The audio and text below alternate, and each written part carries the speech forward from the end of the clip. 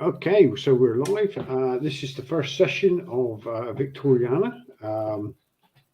This is going to be called the Spring Heel Jacks. It's the first session of the Streets of Shadow campaign, and we have our players amongst us. We'll introduce them as we play. So, as we venture into the dark streets of London, we the camera alights upon a railway station in the mist. It's late night. It's dark. The gas streetlights are lit, but the last train is just pulling out of the station. A short station master turns from the train as it pulls out of the station and moves towards the station house, pulling his keys to lock up from his pocket. As he does, he sees a tall human leaning against the door jamb with his rough suit on and a neckerchief tied around his neck, flat cap pulled over his eyes, and as he puffs on his cigarette, the light just lights his eyes and his face just a little bit. And he says, "We've got a job for you, Mr. Clarkson." I presume you didn't read the sign that says no smoking. I think we can forego that little formality, don't you? We have some interesting information about you. We know that it was you that informed on our little plans on the Royal Train. And we also know other things about you. Your life is an open book to us. We know all your dirty little secrets. So Clarkson or Lawrence, he just has a quick look around to see if there's anybody else lurking or if it is just this guy. It's just this guy. Yeah. And he's visibly a little uncomfortable by this, but he tries to kind of play a bit dumb and says, "No idea what you're talking about."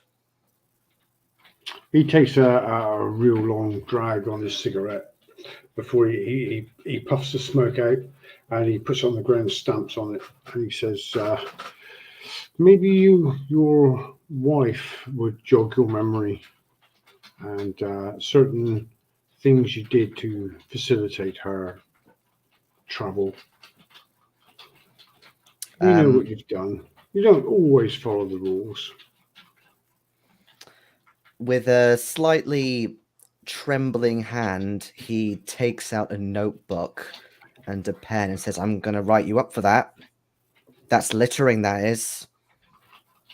Charring my station like that. Who do you think you are?" I tell you who I am. I'm a member of the Cobblestone Club, and if you know what's good for you, you will be at the Frying Pan tonight on the corner of Thrall Street and Brick Lane. And you will go into that pub, you will walk up to the bar, and you will order a pint of porter, and you will ask the barman to see Harry.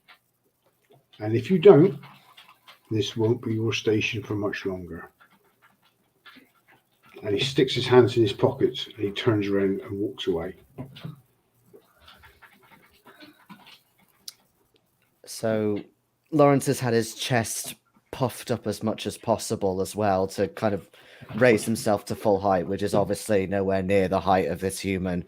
But as he disappears around the corner, he kind of lets it all out and feels a little bit of cramping in his side, and he gets out a little handkerchief to mop his brow, hurriedly locks up, checks that there's nobody else around. He even leaves the stubbed cigar or cigarette, and he makes his way to this bar.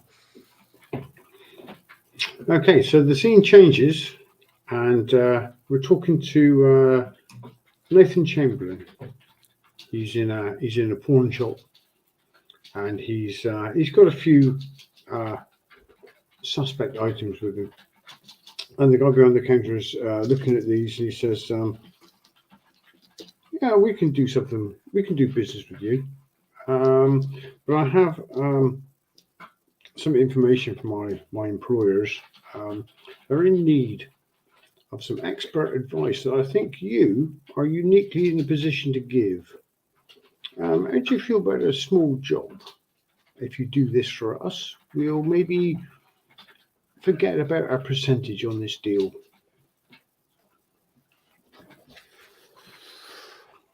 How small a job are we talking? Just location of a stolen item, Oh, and obviously nothing that yourself was involved in. oh, absolutely no. Perished thought. I'm happy to lend my expertise if need be. You have a particular. That's just what we wanted to hear. He says, if you could go to the frying pan tonight in the pub, we'll have no trouble sorting this stuff out for you. We can get rid of this easy. Just ask for Harry the Hawker when you get there. Harry the Hook? Hawker. Oh, Harry the Hooker. Hmm. And yeah, we'll see you right with this stuff. Well then. So the scene changes again to Mrs. Roscar, who's in London in the market selling her goods and making a deal with various traders to sell the produce of her farm. Roll up, 3 and 8, 3 and 8.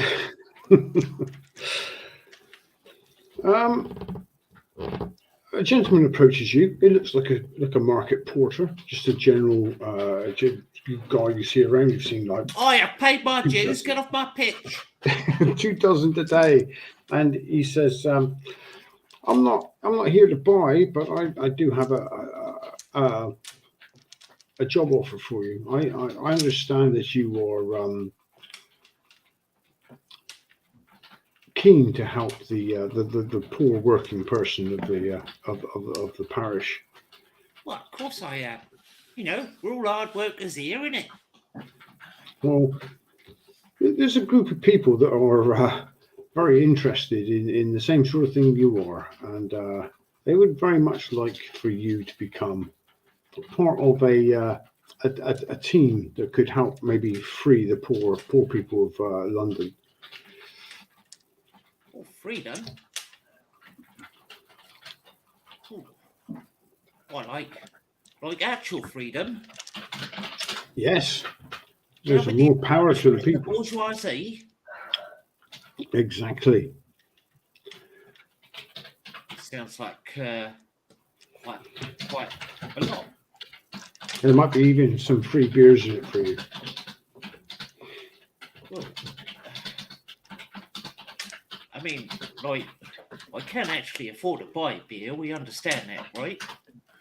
Oh yeah, sure. It's just a bit of an incentive for you maybe to attend the meeting. Oh, a meeting? What, like of people? A meeting with people, yes. People do tend to attend meetings.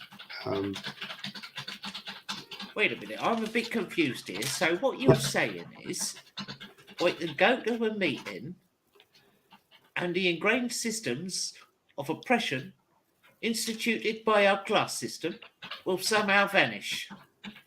Not vanish immediately. We'll have to work towards that, but you could be part of the solution and not part of the problem. Well, I'm not part of the problem, I'll have you know. I offer a fair wage. There's a chance for you to do more. Right then, but I'm not giving up my farm.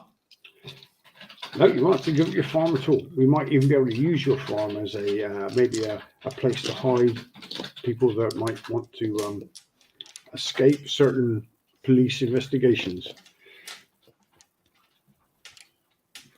for rather incendiary incidents. On my land. Not incendiary incidents on your land, no.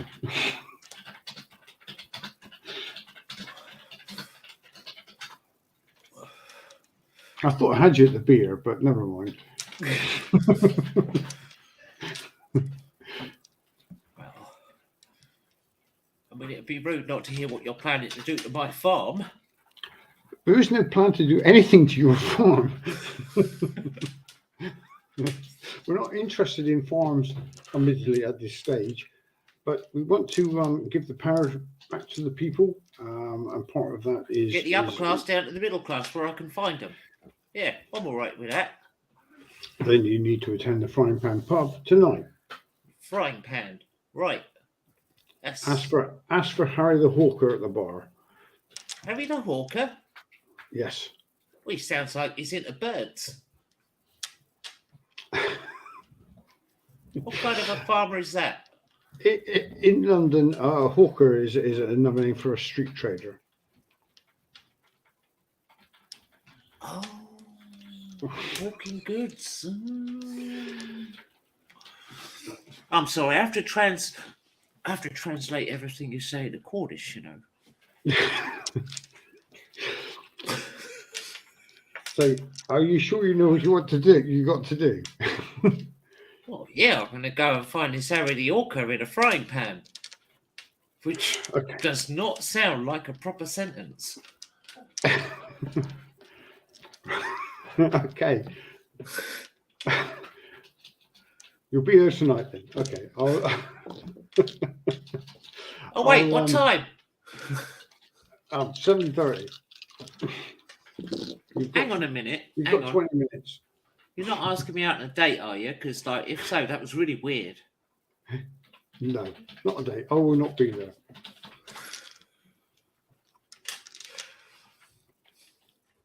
And he turns away. He turns away and starts walking down the market, and you hear him whisper, "Jesus, fucking Cornish."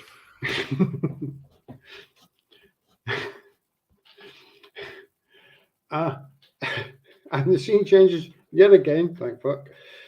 To an office.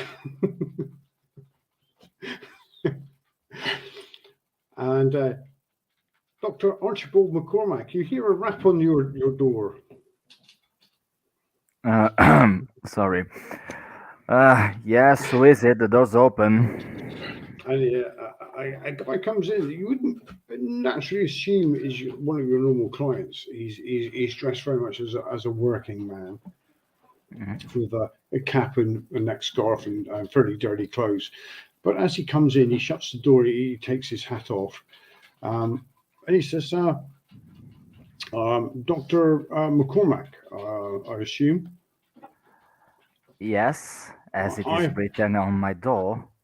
Well, Yes. I've been sent to inquire if you'd be interested in a little project that might advance your other interests in social equality.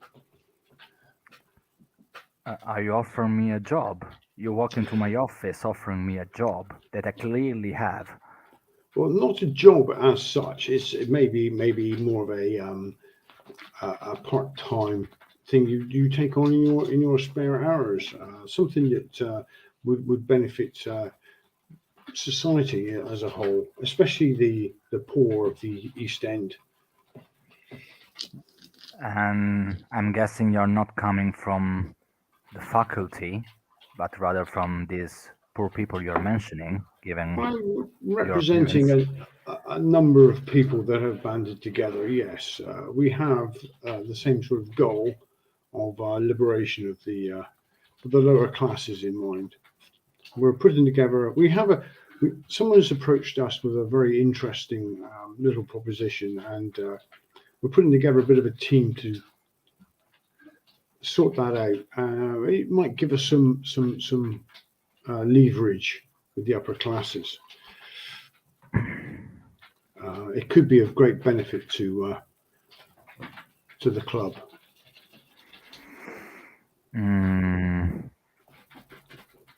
This sounds kinda revolutionary, or is it just me? Not revolutionary. We're just trying to give some justice. And But your particular talents are probably going to be needed. You are a man of noted academic achievement. why, yes, thank you. And how may I be of assistance for your little operation? Well, it could include some very strange happenings that we would need someone very well grounded in the areas of your science to understand. I'm just asking a question because I don't know if you knew that before coming into my office, but do you know that alienist doesn't imply aliens? I was aware, yes. I have been Okay. informed that you are a doctor of the mind. Okay, so we can sort that out. Okay, so we are not talking aliens. I'm not lying on any couch, by the way, so Sorry? I'm not going to lie on any couch, so I'm going in a minute. So you can stop your assessment of me now. Oh, okay, I'm sorry. I was just thinking like I always do 9 to 5. Yes. So, is there any more detail you want to share with me? All the details you will require will be given tonight. If you meet Harry the Hawker at the Frying Pan Pub, he will tell you everything you need to know. You will also meet the client there. Harry the Hooker. Hawker. Okay, no, I thought I heard you another thing, and I was saying that I'm not interested in this sort of thing. Okay, Harry the Hooker, where? At the Frying Pan Pub, it's the corner of Fool Street and Brick Lane. Mm-hmm. What time? 7:30. All right, be there 7:30 sharp. Ask for Harry at the bar. All right, thank you very much. We will make this worth your while, and you could very well make some interesting contacts along the way. Okay, I hope so. Thank you very much. Okay. He puts his cap on and leaves, goes outside the door, and you hear a sigh as the door shuts, as he trumps off down the corridor. Yeah, definitely couldn't afford my hour pay. At 7:30 at night, the streets of Whitechapel are misty and foggy with the smog. It's like a yellowy, disgusting yellowy pea soup color from where it gets its name. It's quite thick tonight, but not as thick as it has been previously. There's quite a lot of people on the streets, horse-drawn carriages. People are out and about walking around. And the Frying Pan is actually quite busy. So could everyone roll me initiative a second? Well, that escalated quickly. Yes. Yeah, what the fuck, man? That's not that bad. Do you roll 6 dice, or is it a d6 plus your initiative or something? What's your initiative at the moment? 6. Mine's 6, just roll 7. 6. Mine's also 7. Mine's 7. Okay, so you roll 7 and see how many successes you get. But yeah, okay. So we're rolling that many dice. Yeah. Okay. How many 6s we get? Yes, 6s or 1s. 5. If you get any I don't- 6s, One. you roll them. Just the 1. Just one, same. Oh, no, beg your pardon, 2. I will. I had a very explodey 6. Okay, so Becky's on what? You've already eaten the kebab, have you? Yeah, apparently. You're on 5. Right, so 6s or 1s, you say? Yeah, but 6s explode, 1s don't. Okay. Oh, so I got 3. I forgot about the ones rule. So I got 3 ones, a 6 that I'm rolling again. I get That's 3 another successes. one. So I got 4. 5 successes. 5 successes. Okay. Jayson, you got 6? No, I got 2 successes. You got 2 successes. Okay. Yeah, just 2 1s. We're putting them in the private chat, by the way. 5, 2, 5. Okay, so Becky, what's your initiative? 6. 6. And Giorgio, what's your initiative? 7. 7. Okay, so it's Giorgio first. Okay.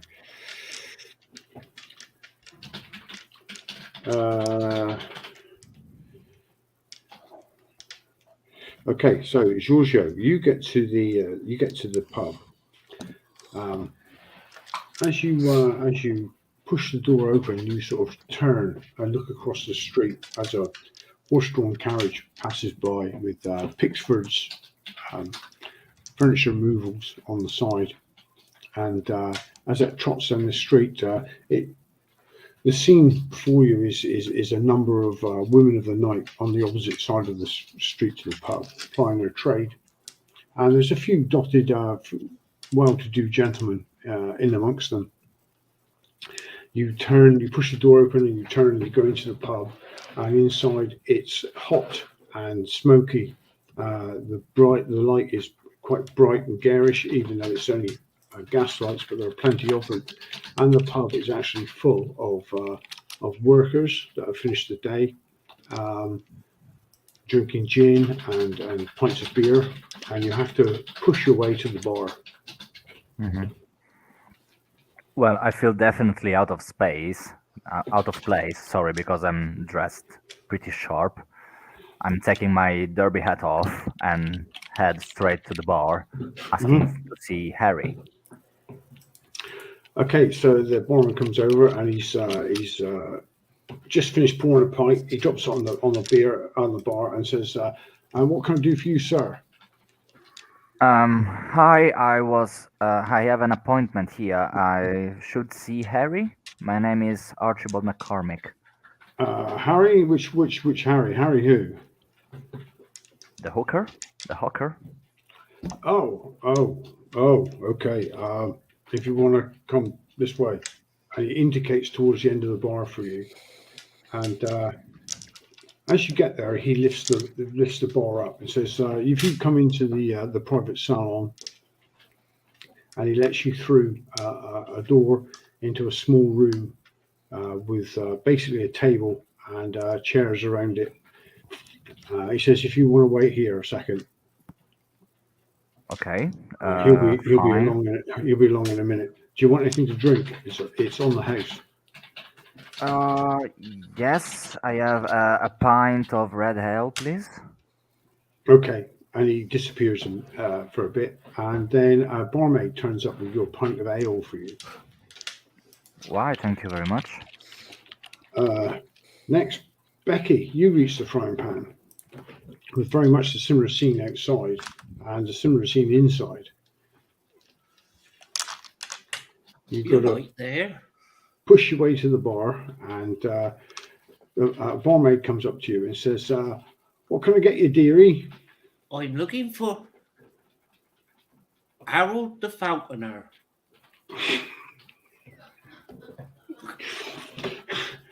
I think you might have come to the wrong place then. Henry the...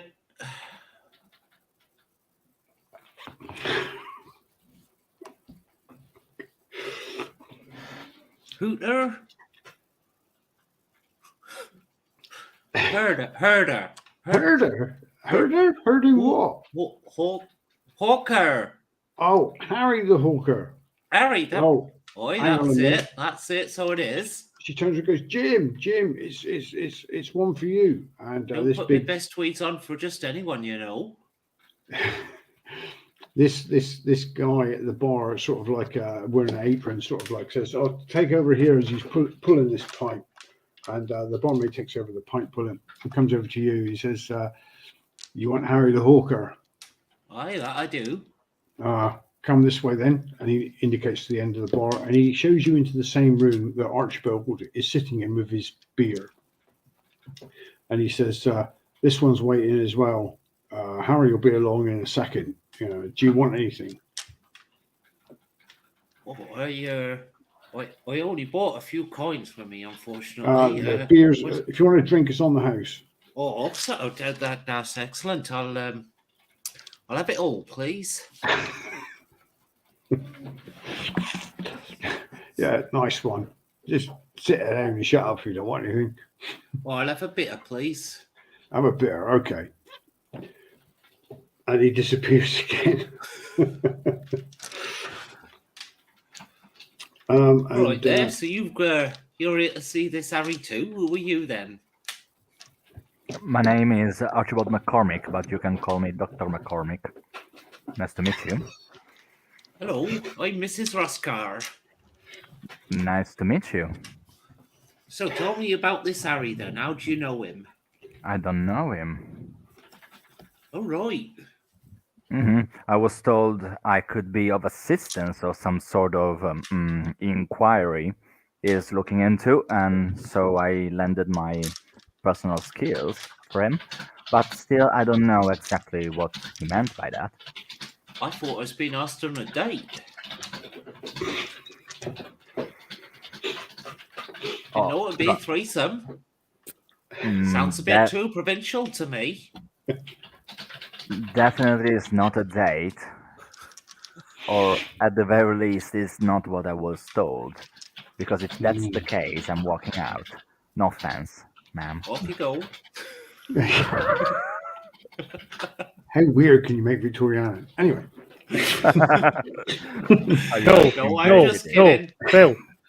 Phil, that is not the question. That is not the statement you make. That is a red rag to a bull. How weird can you make Victoriana? To which Becky says, "Hold my coat." Oh, my fine Cornish bitter. Is this confusing for you, me sounding too much like the GM?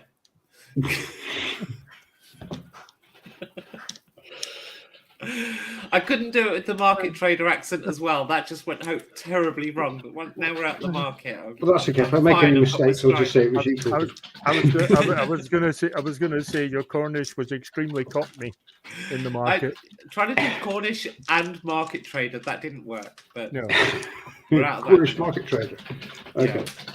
That was a bit beyond my current. The only problem at the moment is that you're sounding a tad more Cornish than the GM, which is slightly worrying.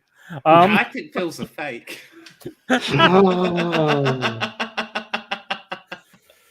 And the difficulty for the dice rolls this one up again. She's dead now. It was nice to meet you, Mr. Roscar. The next person to turn up is Nathan Chamberlain. He walks into the same bar with the same press of people.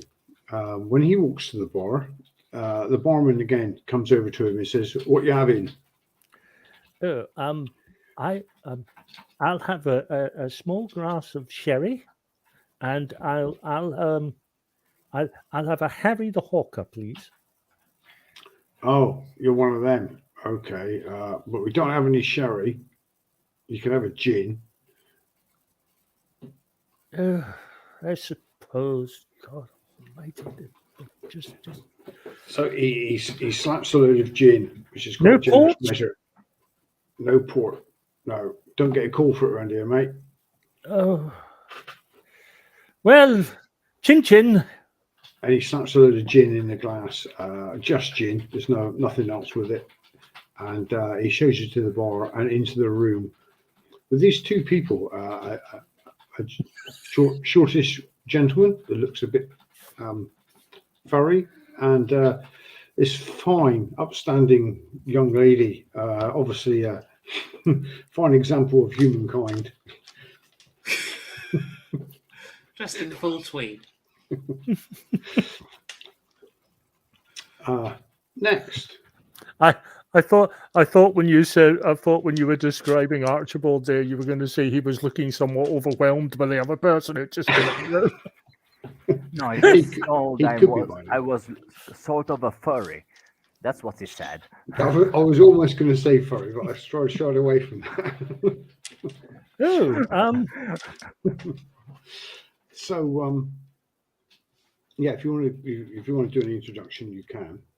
To the group. Evening. My name is Chamberlain, Nathanial Chamberlain. And you This are, guy is madam? obviously different to the rest of you. He's very finely dressed. He's obviously upper class. Are you this Harry the Orca then? No, I'm here to meet him. I take it that you're not Harry.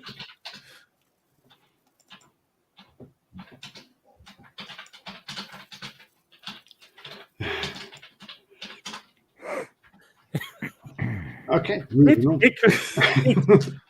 I'm sorry, but it could have been short for Harriet. Do I look like a falconer?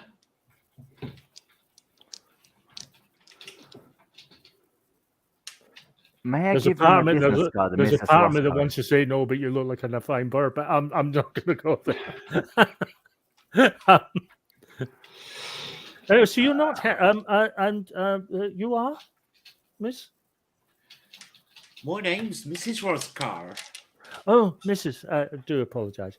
And you, sir? My name is Dr. MacCormick. Ah, a doctor. Oh, He sounds Scottish. what's your specialty? I'm an alienist. Mister? What? Chamberlain, Nice to meet you, Mr. Chamberlain. Nathanial Chamberlain. Yes. This gin is a bit it's a bit Oh, that's probably because it just hasn't. Well, that probably because it ain't been born with a stick up its arse. Oh, I wasn't born with a stick up my backside, Mrs. Roscar. It was a rather fine silver spoon. Thank you very much. Am I asked to work pro bono? That's why I'm here. It should be. Pro bono. Anyway, The scene changes again to outside the pub, where Mr. Clarkson has turned up, still in his company uniform, as he stands outside and gazes up at the pub. I don't know how daunting the inside of the pub is to you, as most of them are human inside, and obviously a lot larger than yourself, Mr. Clarkson. I mean, he does go to the pub once a month at the absolute most. He's used to pubs being of mostly human clientele, and therefore people are going to be bigger than him. But he usually tends to go on like the quietest evening possible. So when he goes in, he's a little bit overwhelmed, and the ringing starts in his ears. He doesn't take his hat off because he knows he's easy to spot that way. Yeah, he goes up to the bar, and he kind of reluctantly so, because he's obviously not particularly happy he's here. He beckons the barman to come a bit closer. And the barman does. He sort of like drops his pint that he's doing, and comes over and goes, and leans over the bar and looks at you and says, "Yes, how can what do you want? How can I help you?" So he slightly leans towards his ear to make it louder, but he still talks very loudly anyway, and very slowly, and kind of very elongated mouth movements. I have been told to order a porter by Mr. Harry the Hawker. Right, okay. Porter. And he sort of bustles away, and he pulls out a drink, and he puts it on the bar. So there's one porter for you, and I'd look behind you if I was you. And as you turn around, there's this big ogre standing behind you, dressed in Navi's clothes. And he looks down at you, and he says, "Mr. Clarkson, we've had our eye on you." I You know figured, hence the reason why I didn't change. If I was you, I'd pay very close attention. Come with me. And he nods to the barman as he leads you around the end of the bar and into the small back room where your fellows are already waiting. He lets you in first and sits at the head of the table as you all sit there, and you look at him and he says, "Well, I don't think any of you know each other, but I'm Harry the Hawker, and I've called you here for a very specific reason. We've had somebody, a great friend of the people in Whitechapel, ask for assistance. We're very keen to give him that assistance, so we've put together a group of people that we think can help him, and that's you." And what is he requiring help with? The gentleman's lost something, and Sense he'll be of along in a direction. minute to explain what it is and what he needs you to do. Okay. I think it's going to be to all of your interests if you could help him. Well, the first thing I'm going to do is help myself and my compatriots here to a round of drinks. Okay, well, you can do that, certainly. If you want a round of drinks, they'll be free. This is a club. This is a club meeting. We can cover you for any drinks you want. I'm not your friend, and I'm not your compatriot. I Yes, don't believe I- in all your communist rubbish. Yes, but you are someone sitting at this table, and as I am going to be ordering drinks for myself because it's me, and the good lady and the doctor here, and our esteemed host, it would seem downright rude not to include you in the drinks order. Wouldn't you agree? No. But if you insist. Then again, I don't know your name, sir. I'm sorry, but if I was told something growing up, is that spitting in the plate that's feeding you is not really a good idea, since you're here on kind of good terms. Since I don't see you all buttered up, beaten up, etc. Not yet. Can we have a waitress, please, to take our order, or do we one of us go to the bar, or? I can go to the bar now, so I'm just going to go and get our client for you, so he can tell you himself what he Excellent. needs. I will have another gin. I wasn't very particular about it at the start of the glass, but it's growing on me as I've drank it, so I'll have another one just to make sure. Mrs. Roscar, what would you like? Would you like another whatever you're having now? I'll have the other half of the bitter I'm already drinking. There have another one. Dr. MacCormick?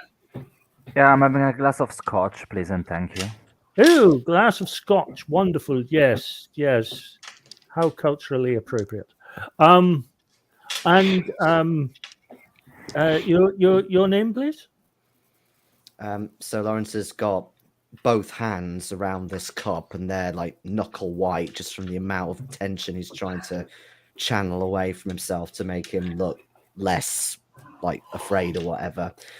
And he just goes, "Station Master Clarkson, Esquire," but doesn't actually say what he wants because he doesn't want anything else. Yes, Station Master Clarkson clearly could do with something to calm him and imbue a sense of camaraderie with the remainder of people in this room.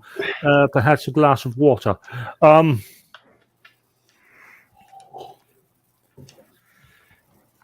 A very strong tea. Well, yeah, we can do any of that. That's fine. And I'll whatever, and of course, whatever you're having yourself, of course. Well, that's very kind of you. Seeing we're paying. I don't mind if I have a beer. And he gets up and he leaves you four by yourselves for a short time. After a while, he comes back actually with a quite an old looking gnome, very very finely dressed, up to sort of Mr. Chamberlain's sort of style level. He has a shocking grey hair and a very craggy face. Could you roll me a wits perception? Don't mind if I do. Ooh. Wits and perception. So add your wits dice to your perception dice, and tell me how many successes you get. You're looking for ones and sixes. Remember, sixes explode. Okay. 3 so that's successes. Also 3.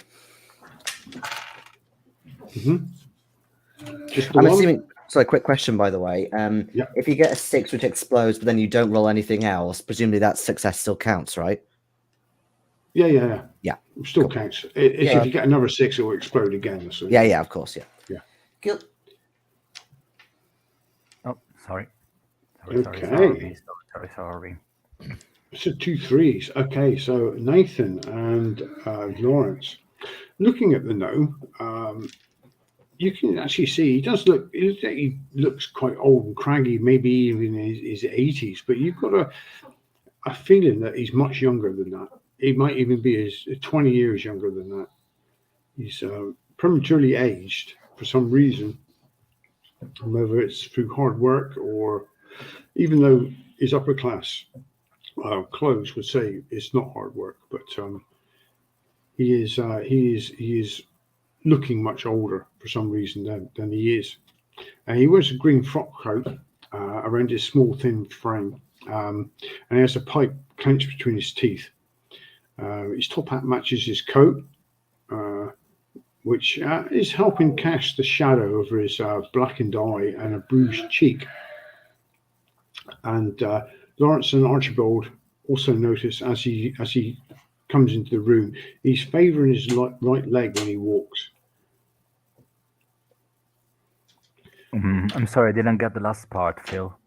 He's limping a little bit. He's favouring his right leg, so he's limping. He's Okay. limping on his left a little bit. But despite this, he's trying to maintain a pretty jovial appearance. But you get the impression, Lawrence and Archibald, that he is grimacing through a bit of pain. He's actually in a little bit of pain. And Harry shows him to the seat at the head of the table, and he sits down.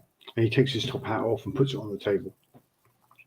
And it's about then the barmaid bustles in with drinks for you all, and drops a couple of glasses in front of Harry and this well-looking gnome. And he takes a sip of a glass of whiskey, and he says, and Harry says to him, "Well, this is the people we've got to sort your little problem for you. I'm sure they can handle whatever you put in front of them. So off you go, tell your story." So he says, "Well, my name is Sir Richard Albertson, baronet and physician.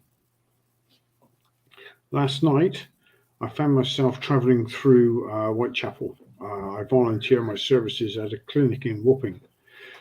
When I was accosted by a company of ruffians that jumped me as I was walking home, and they seemed to fly through the air.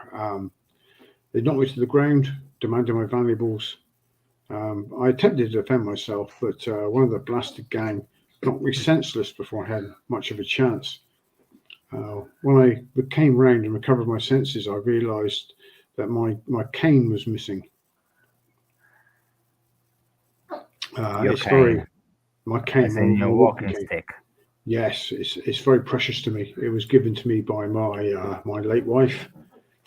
I am very, very desperate to have that back. I don't care about the money. I don't care about anything else they took. I just need my cane back. You can describe this cane for us? It's a very particular cane. Yes, it has it's a ebony shaft with a ivory carved dragon's head, and it's holding like a ball or globe in its mouth. I am sorry. I mean, no disrespect towards you or Mr. Harry here, but have you lost your mind? Because that's the only possible explanation for you to have me here.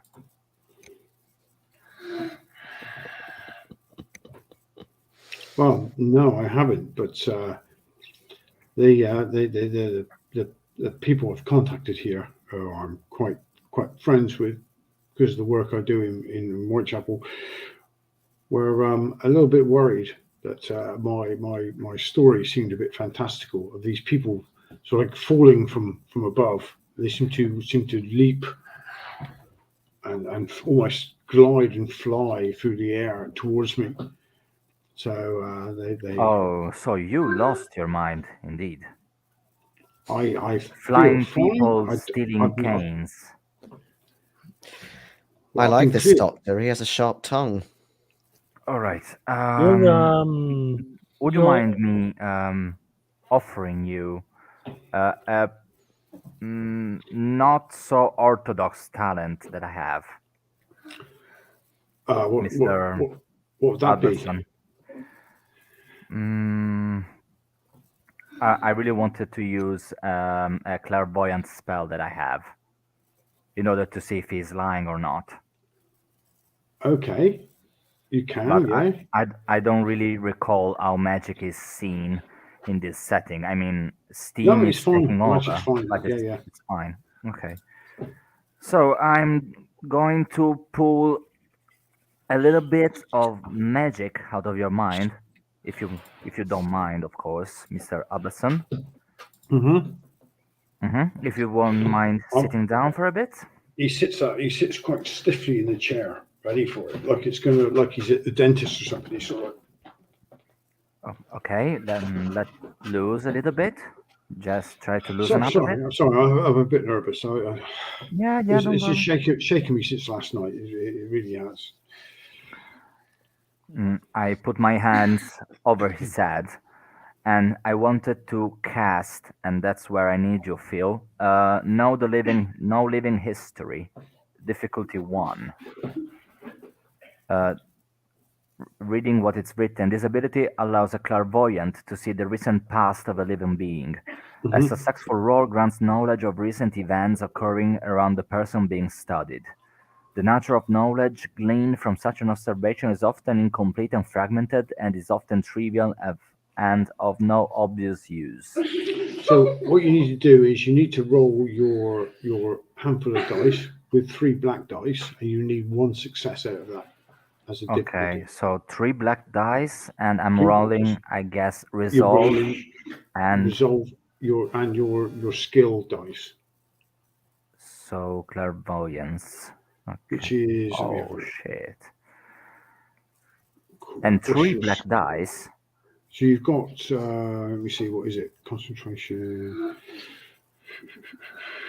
What do you use for your clairvoyance? 2. Okay, so you've got 3 in your wits, did you say? So you're rolling 5 dice and 3 black dice. No, I got 4 dice of mine because I got 2 of resolve and 2 on clairvoyance. Oh, sorry, I thought you had 3. Sorry, yeah, 2. So you're rolling Okay. 4 against 3. Yeah. You should have kept Okay. quiet. So I got a 6 on the black dice. That doesn't matter. It's just 1 failure. It doesn't explode. So that's 1 you've got against. And that's it. You didn't get any other 1s or 6s. Nope. Okay. So Fuck's sake. Off to a great start. you look at him and you concentrate. You call up these powers from within you, and you're thinking, but I don't know. There's something about it. You just can't seem to see inside his mind like you normally would. You're getting nothing, no feedback from him at all. So as far as you can tell, he seems fairly honest. Hmm. All right, Is I it- can see you're not trying to. How do the common folks say? You're not trying to bullshit us, but I don't think you are very relaxed. Well, that's true. That's true. It's because the cane means so much to me. Like I say, it was given to me by my late wife, but it's not just that. The grip of the cane has certain properties, which allows me to exercise demons. I'm sure that in your line of work, yeah, you would find it very useful as well. But I use it when I'm dealing with to help the poor receive proper treatment. They don't often have funds to access an alienist, but unfortunately, in the wrong hands, this could be a powerful tool to bargain with demons. Especially, it could be dangerous, especially for those with little knowledge. I need to have it returned to me before it causes any real damage to people. Did you just say demons? Yes, I did. So the demons that I can exercise with using the cane, demons of the mind. So I can release these people's burdens from them and take away the problems.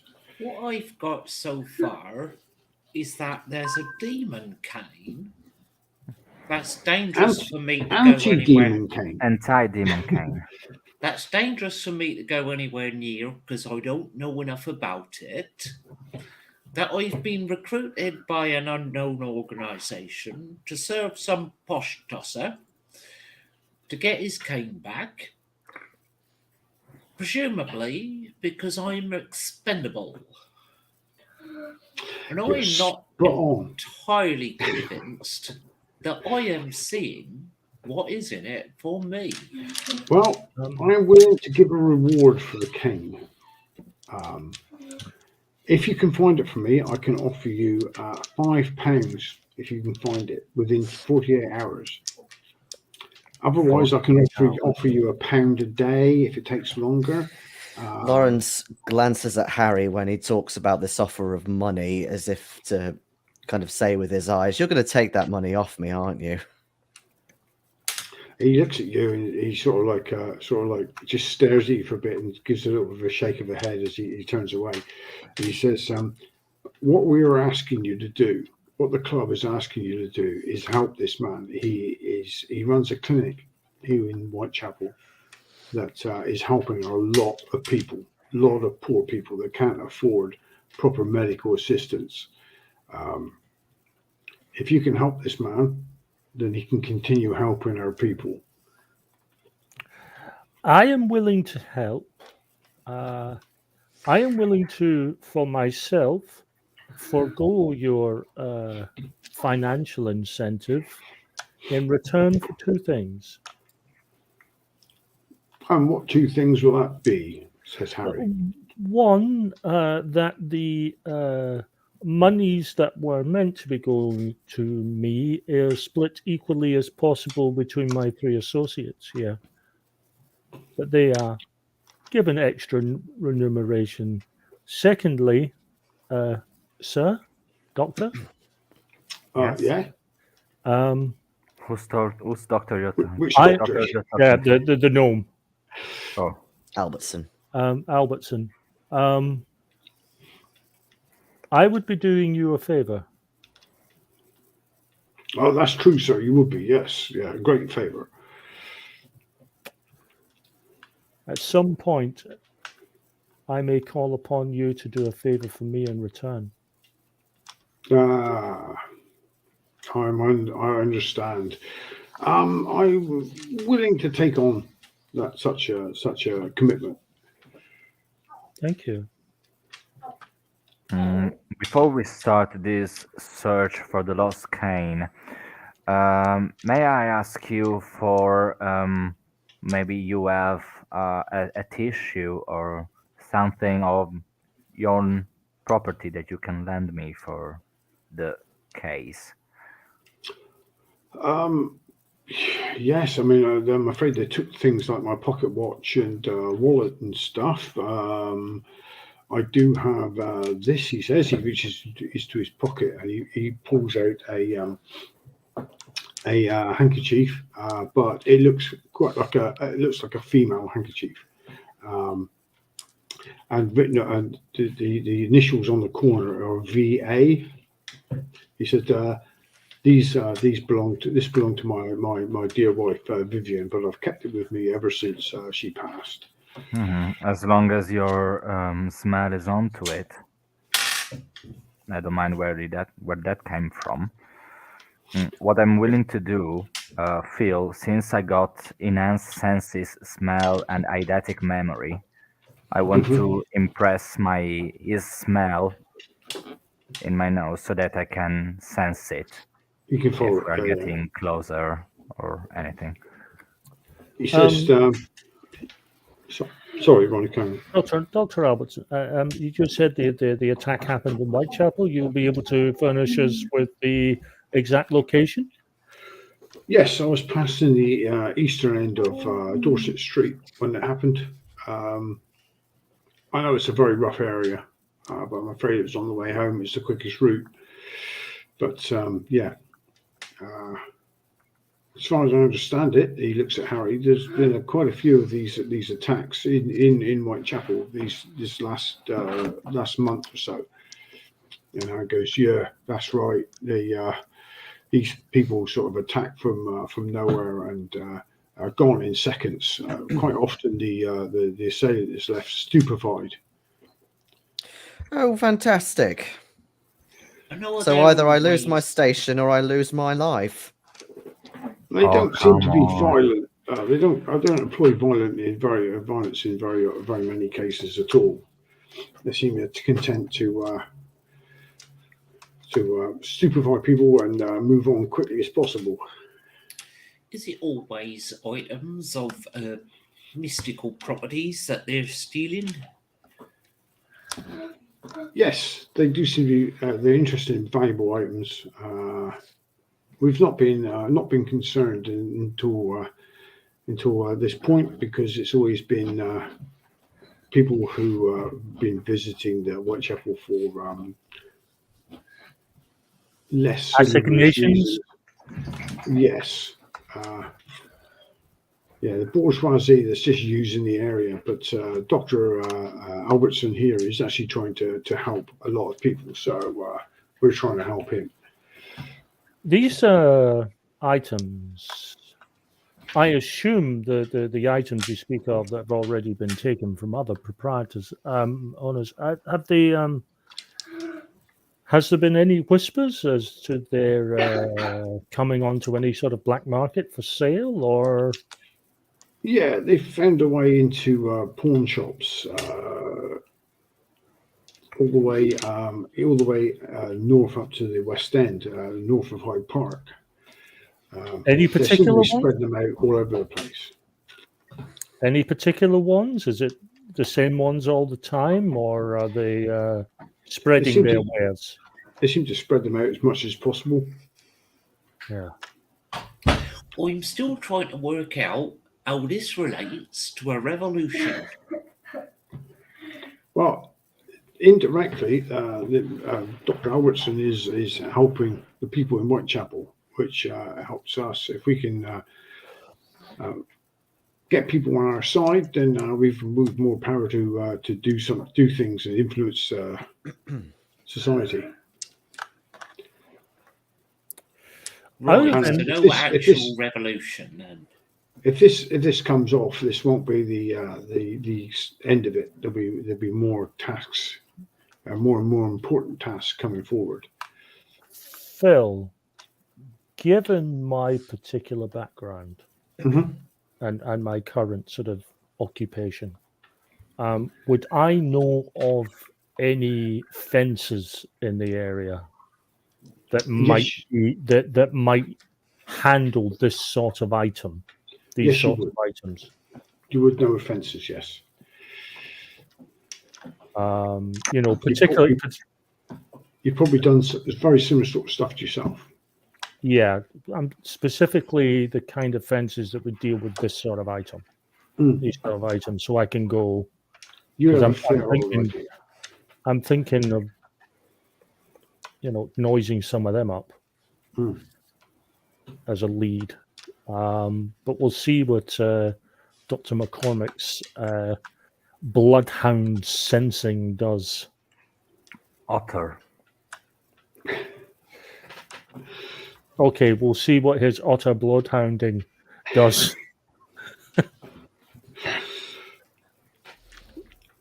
So That, says Harry. that sounds kind of racist of you, Mr. Chamberlain. I look nothing like a bloodhound. That's right. I He looks like a apologize. weasel. Yeah, it's more like it, but not a weasel neither. I apologize. I merely state in jest. I was referring to the bloodhound as in its ability to track scents, which, from what you were saying, seemed to be what you were going to attempt with the handkerchief. Yeah, because they are the only one that can smell stuff. That's an offensive stereotype. What can I Against my say? people. What can I say? I'm an offensive person. So If you can- says Harry. Are you all in? Well, I don't really have a choice, let's be honest. Perhaps that's one. Yeah, I mean, I didn't know I was supposed to help a colleague of sorts, so yes, I'm in. Mr. Chamberlain says he's willing to help. So that just leaves you, Mrs. Roscar. I've not understand a bloody word you said so far. Just a simple yes or no would. Oh, that's rude. Good. That was frighteningly committal.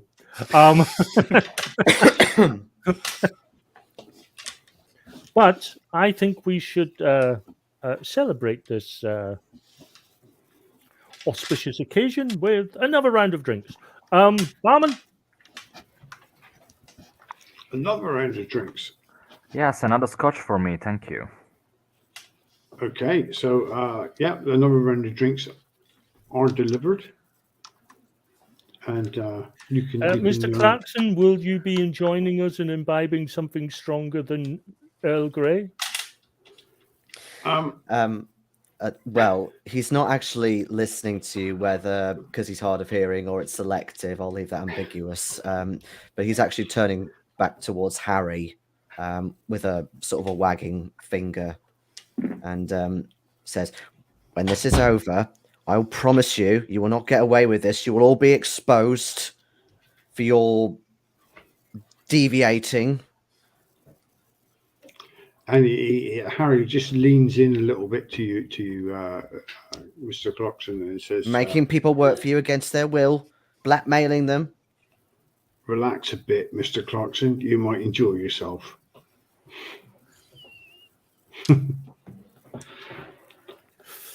He just sort of straightens his collar a bit, trying to And be dignified. He sort of says, "Well, I've got to find what's he called again? Sir Albertson, Hanson. So if you'll excuse me, we'll be going. I will leave this investigation in your capable hands, the four of you. You can report back to me here." And he shows Richard Alvinson out, and they disappear into the crowd in the bar. The door shuts behind them. That's going to be some crowd if it's managing to disappear at Ogre. There's a lot of people in there, but yeah, it's quite busy. Everyone finishing work. Well, shall we go to the scene of the crime, as it were? Well, the only problem with that is the criminals round there might attack us. Oh, we don't have to worry about that. Yeah, they don't seem like they are keen on attacking groups of people. Phil, just to say that obviously I came by I came with my own private coach. Okay. Ooh. Mm. So I'm so I do have class. a private coach, and there will be room for 4. So we will travel there by coach. Okay, it is a few streets away, but it's not a I mean, if we massive go in distance. yours, what am I going to do with Okay. mine? Okay, we are definitely getting robbed.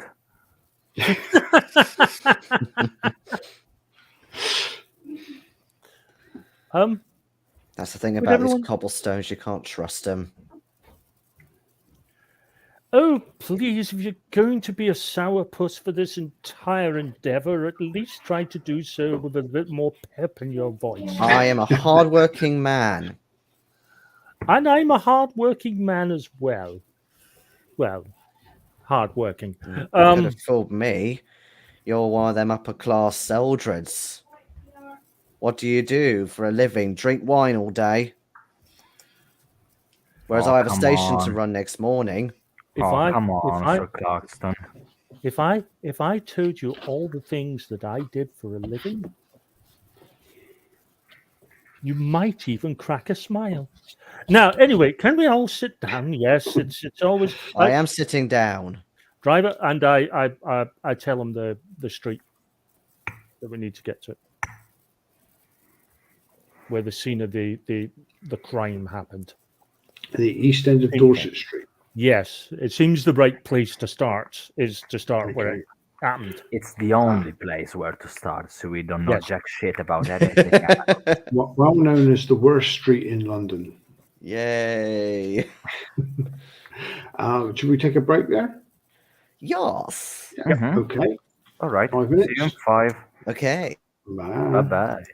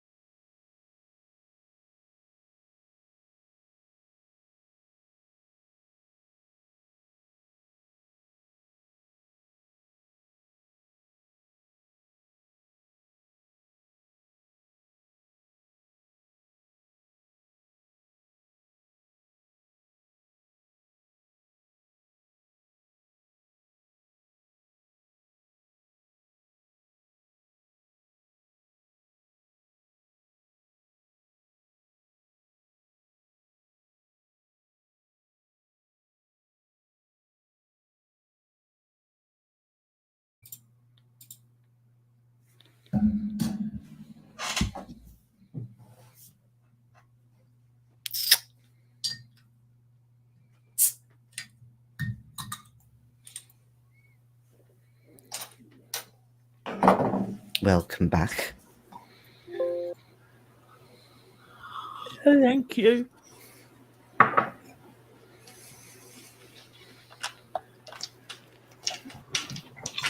Hello. All right. All right, yeah. So, are you going in Mr. Chamberlain's carriage?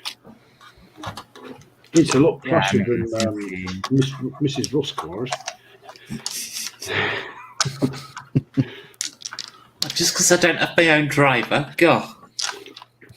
No, he's got a driver as well. I don't know if it's a 2-horse. Is it a single 2-horse?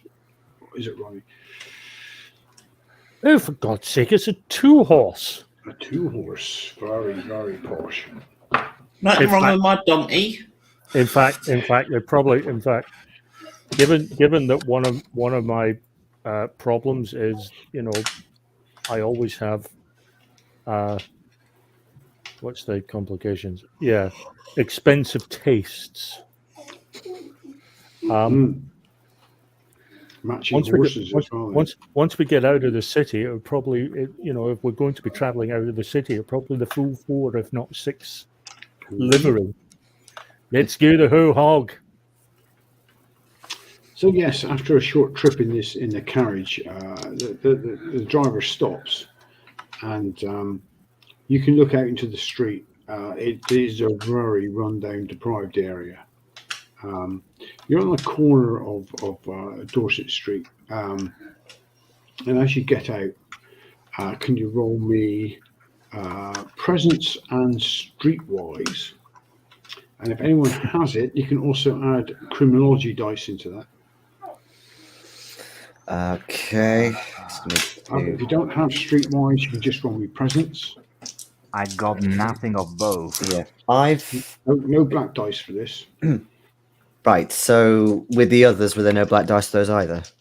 Do you just kind of there's some black announce dice it? for some of them. Yeah. Oh, for right, others. because I was forgetting. So there's no black dice for this. No black dice for this one. I got nothing. I got just- 0 in presence and 0 in streetwise. Okay. Does that make 0 then? Oh, Mr. Chamberlain is on the ball. So yes, you look around. You look at, and probably because of your vocation, you realise that the end of this street is actually quite dark. If you were going to ambush somebody in your professional business, you'd choose such a place. The distance between streetlights is a little bit further than normal. And even though now it's about 11 o'clock, there are a few people around. You think later on in the evening it could be quite quiet and dark here. The ideal place for an ambush. As you look around, there are even some low buildings you could even watch from. But also shadowed alleys and stuff. Yes, they picked a very good spot here. I must admit that the street lamps are a little further away than the average. Creates more of a dark area than your average street. So, perfect place for this sort of attack. Did anyone Yeah. think to bring any lights? The only lights you have currently more than the street lights are what's on the carriage. I was going to say, we're lit up like Christmas trees. What could Good. go wrong?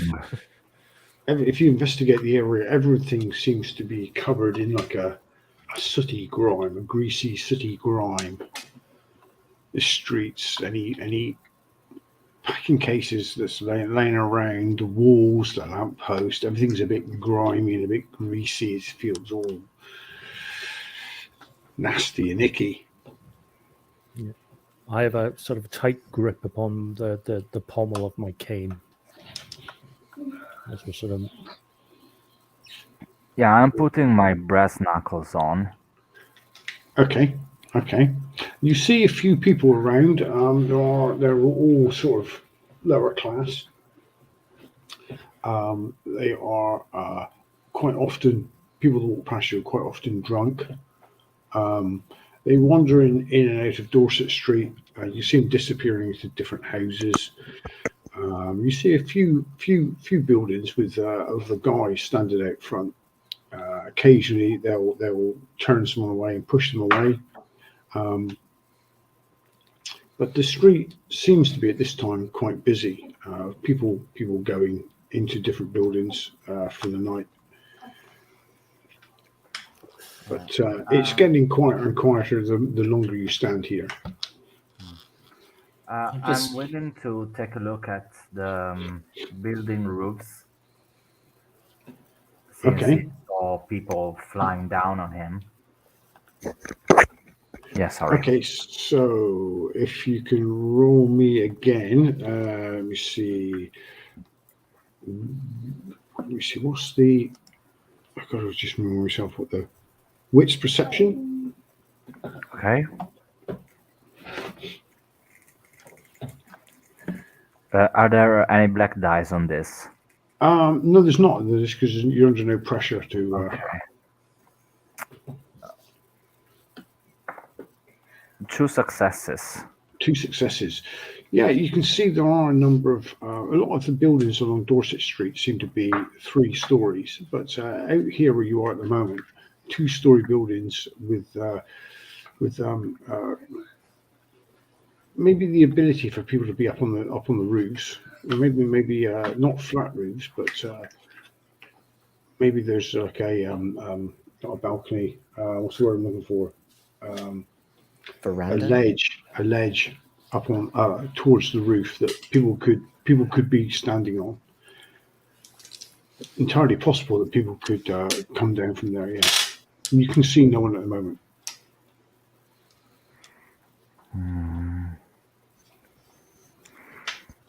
I wonder if there are some of these buildings that are sort of public for people to get in and get on top of the roofs and just None of the buildings in the current area are public buildings. They're all privately owned.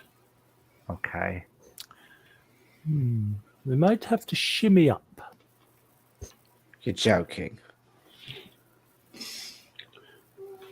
No, And this is my joking face. This is my mean it face. Watch again. We might need to shimmy up. yeah, there's a difference there. Then you notice a police constable. Yes, he is very, very annoying, Toby. Starts walking up the street towards you, and he's carrying a bullseye lantern in his hand. He comes up to the corner of Dorset Street, turns the corner, and starts walking down it. I checked that there's what looks like a broom that's in like a bundle of linen for some reason, and the broom handle, the broom area might not actually be correctly aligned with the broom handle because it's not actually a broom that's in there, but it's been sort of made to look like I've got a broom handle randomly wrapped in linen for some reason. I can't imagine why. And I checked to make sure that it looks suitably discreet, but that is what is in my my own carriage because I do have a proper carriage. Okay. Function. And I'm making sure its disguise is correct. As this constable walked past, he nods at Mr. Chamberlain as the most well-dressed person. It says, "Evening, sir," and he turns the corner and starts walking down the street. You see, you just don't see politeness like that these days. It's beautiful.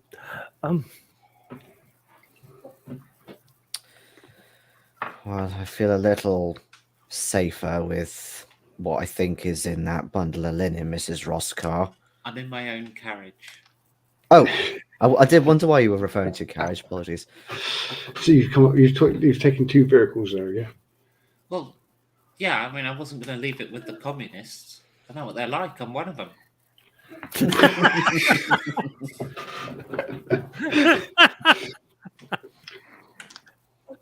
Giving communism a bad name. I'm not leaving it with the commies. I know what they do because I do it as well. So what you want to do is in this area is where he was attacked, but Yeah. there's no evidence of any action at the moment. I'm thinking.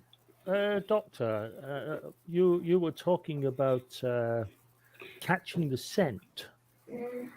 Yeah, I was just thinking about that, but if we are in the location, I assume I'm smelling Mr. Albertson in the premises.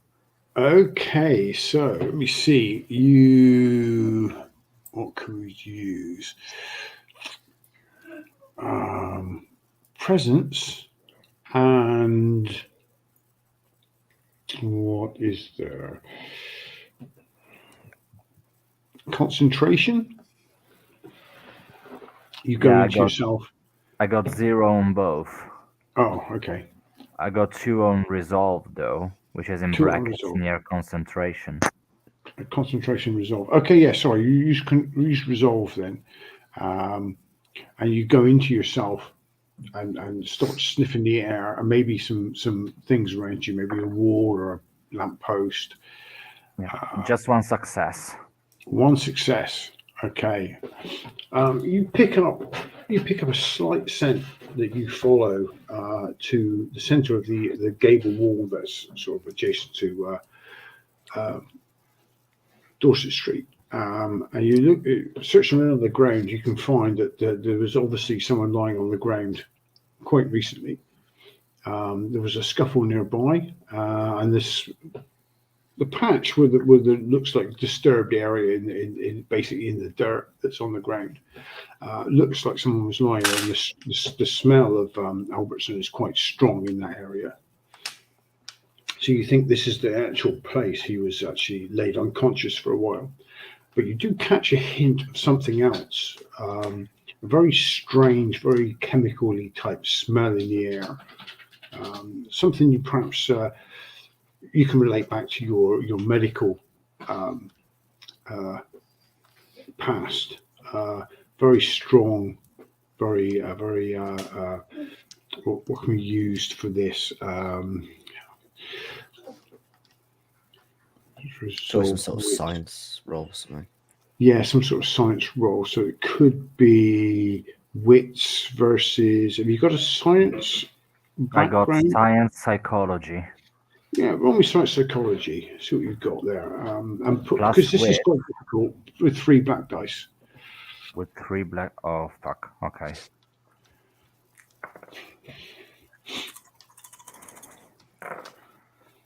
Okay, so I got 2 1s on the black dice, Mm-hmm. a 1 on the regulars, 2 1s and 2 1s. Okay, so you're evens. Okay, so you can't really tell what it is. Something in the back of your mind is reminding you something from your student days. A smell you've smelt, a substance you've come across, something. For a second though, after you concentrate on that, you really sort of like sniffing the area hard. You do become a bit dizzy for a second, but you do catch yourself, and you just saw lights for a second, and the world spun. You do catch yourself before you fall over, and your head clears almost immediately, but you're right into the moment for a second. Okay. Yeah, so this is basically where Dr. Albertson was jumped. And I do also smell some sort of a chemical composite, but I can't put my fingers on it. Maybe something of medical use, but I don't actually recall what the smell is. Is it a strong enough odor for you to track? Is it DM? Yes, it might be. It might be. If you want, you sort of try to concentrate again. You go back into your space where you just close your eyes and just start sniffing the air for a bit, and you do walk a few feet to the gutter, to the curb, and you stop, and you sort of lose the scent there. But you do notice in the gutter there are some strange looking pieces of almost like a globe that would fit together. Do these packs smell of the same chemical compound that They I was do mentioning? certainly do smell like that, yeah, chemical compound. If you pick a piece up and smell it right closely, it's quite strong. Your head goes back and you do. If Yeah. Yes. if you show the group, Mr. Clarkson can make a roll. Yeah. This one's. Are you suggesting me putting it back together sort of role? If you make a sort of engineering sort of roll, yes. I've also got ad hoc repair. Ad hoc repair, yes, you can do that. Appropriate. I also get an extra die for repairing devices thanks to greasy thumbs. Does this have any black dice? This will have 3 black dice. 3, okay. Yeah, he takes it from you gingerly, but given his personality, he does feel inclined to put it back together and show he can do it. Right, so how many blooming dice have I got here? So Adam has wit, so 4 for that, 7 for that, and then an extra one. Blooming number. Okay. Okay. So, oh, good. Right, so I've got, yeah, so 3 successes. And 2 on the black dice. So 3 successes, 2 on the black dice. Yeah. Okay. So it's a bit of a problem because you're trying to put it together just with no workbench or anything, but she's just trying to hold it in your hands. And you do manage to, after a while, fumble it back together. It does seem to be like a globe, like a hand-sized globe, and the only thing you've seen like it would be some sort of grenade. Also, is it, when you say hand sized, in like human hand sized? Is this manufactured for humans or another race? Yeah, okay. Human size, yeah. Well, of course, my kind wouldn't use such crude devices, but this is obviously some sort of smoke bomb or similar. Shoddy workmanship, though. Do you can you make out what the ingredients are? This isn't really my forte. I can put things together, but solid things, not liquids or gases. Because this chemical smell, I can put my finger on it, but I don't know if if it may have caused the dizziness on Dr. Albertson. Wow. And is passing out. Makes sense. If anyone would like to roll me wits perception. Yeah. I am. Let's see what we've got. Okay. Perception score. Is that with or without black dice? 3 black dice, sorry. Fuck. I've got to remember saying that, what it is. So 3 black dice. Yeah. 1 and 1. 1 and 1, so 0 for Mr. MacCormick. No. 3 black dice. Oh, 3 successes. No black dice. Wow, good. Becky? It's 3. 3 from me. 3 as well. Excellent. Yeah, it's 3 for me. It's 3 for me too. Yeah, 3 for everybody but Giorgio. Oh my god. We need to get out more. See, we weren't thinking it in exactly that tone of voice, but that was pretty much what the word. No, it's not. I had no on the end. Well, yeah. Oh, well, yeah, there we go. So as Mr. Clarkson sort of fumbles this thing together and sort of he's trying to hold it all in the right shape as he sort of like lifts it up. Sorry. I was going to say, I want to put like a neckerchief over my face. Ideally a wet one, but I don't have one to hand. But I'm going to put a handkerchief over my lower part of my face. So it's like I'm worried I'm about to be attacked in this place. So the smell you get, actually, I don't know how Lawrence would perhaps get this. He might have smelt it perhaps on the trains at the station from sort of like illegal use. Nathan Chamberlain, you might have come across it from social parties or something. Mrs. Roscar, you might have come across this as some sort of herbal remedy in out in the country. But you do get the impression that it's almost like quite a strong hallucinogen you're smelling. It's a cocktail of drugs to make people pass out and just see sort of wild things and just forget what they're doing and where they are at the time. So when the penny drops, Lawrence just scoffs and says, "There's no flying beasts at all. It's all a hallucination. That's what this gnome was seeing. I knew it."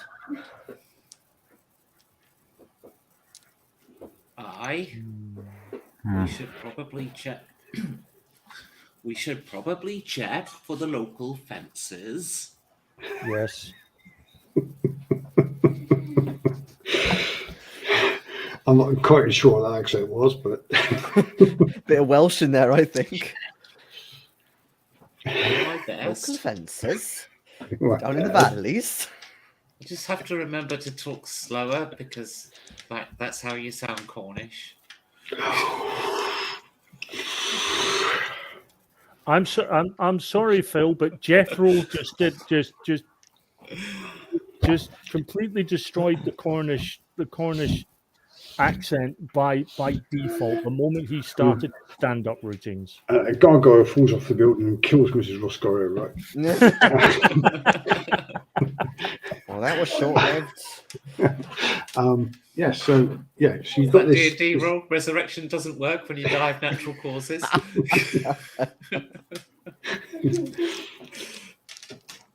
Poorly maintained building and everything.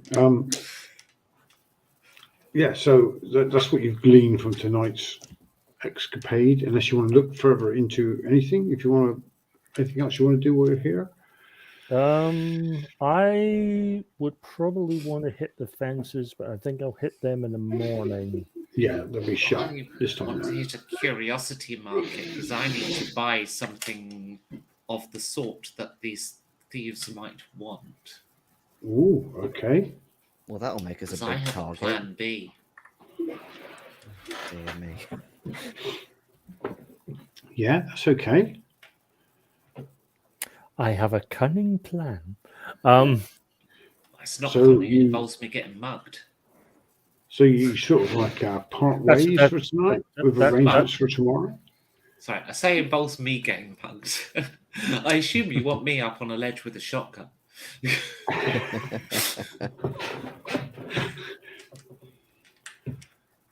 Can the ledge hold the two of us? Because I want to be the person right behind you, not getting I won't shot. miss.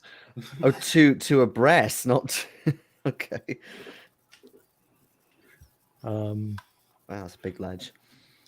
Yeah, I mean, the thing is, the parts of town that the fences are going to be in are going to be fair teeming with unsociable characters at the best of times, but I certainly don't want to deal with them down dark alleys in the middle of the night. Let's see. This has got Mr. MacCormick. Yes, Mr. Clarkson. Oh, there's Lawrence's. Where is Nathan Chamberlain's character sheet? There we go. Great. So is that all your investigations for this evening? I was thinking of maybe yes, but mainly I wanted to go home and check my library to see where these chemicals may be found legally and illegally to create these devices. Okay, yeah, you can certainly do that. So that's sort of going to be like a library use, sort of bringing Cthulhu sort of role. Yeah, I The, got as a personal asset the library +2 in Okay. modifier. So depending, you can find that depending if you spend enough time on it, you'll find the answer you're looking for. Okay, basically, if we are calling it a night, I just spend the night on the books until I find what I look for. Is there anyone else doing anything before you leave the area? that actually inspires a thought. I'm just wondering, in amongst my history books, there might be some reference to this cane. The cane. And Okay. I mean, if it was a custom build job, then obviously it's not gonna. But if it was something that the wife gave him, then perhaps it was an heirloom, or has a history to it. Mm-hmm. Might give us some idea of what we're looking at. If nothing else, it might have a picture Okay. Yeah, or you an can do artist's that impression. as well. Mrs. Ross. Oh, sorry. Oh, I was just going to say, preferably with at least one other person coming with me, because Lawrence is slightly terrified of this place, but he would like to use his ear of the street privilege to see if he can get a bit of local gossip. If how many attacks have happened recently, if they all seem to use the same device, as it were. Okay. He'll mostly be middle class because that's his thing, but Yeah, sure. You're middle class, but you're quite sort of a working man still, aren't you? absolutely. So who's going with him? Is it going to be if Nathan and Archibald are hitting the books? Is that going to be Mrs. Roscar? Right, you are then. A big blanket tucked under her arm? No, it's in the carriage. We're going to stay close to the carriage, though. Okay, so if you walk down Dorset Street, you notice a lot. There's several doss houses in Dorset Street, which were basically boarding houses for poor people. So for like a very small price, you could spend the night there. For people who didn't actually have anywhere else to go, they are packed with people. I mean, tens of people per room. They got rooms. Not that poor. Back in my day, we slept in a bucket. But a Well, bucket. no, Victorian times you had the clothesline, you had the the 2-penny coffin, and you had the sitting thing Well, where you could sit in the night. The clothesline is what happened in doss houses. So they pack people in the rooms and they string a rope up so they could actually just hang over the rope and go to sleep. Mm. That is the doss house, the Victorian doss house. So they are packed in these places. But yeah, you can go to one of these in the street and make inquiries. Well, that looks like more your sort of place than mine. Well, I beg your pardon, madam. I have a very fancy townhouse in the middle of the city. Thank you very much. Right. I have a property in the city as well. That So didn't this sound isn't- Cornish at all. My That sounded type. very Welsh. I'm hardworking and I earn my keep. I'm sure you do.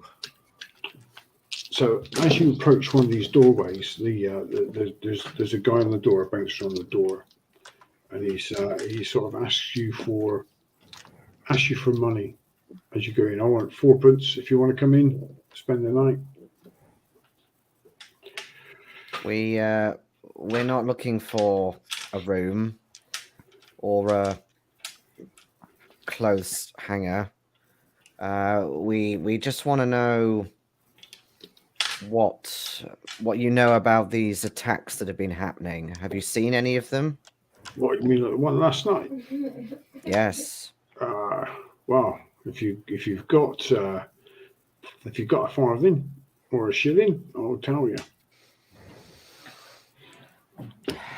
Oh, very well. And yeah, he reaches behind, gets out a shiny shilling piece.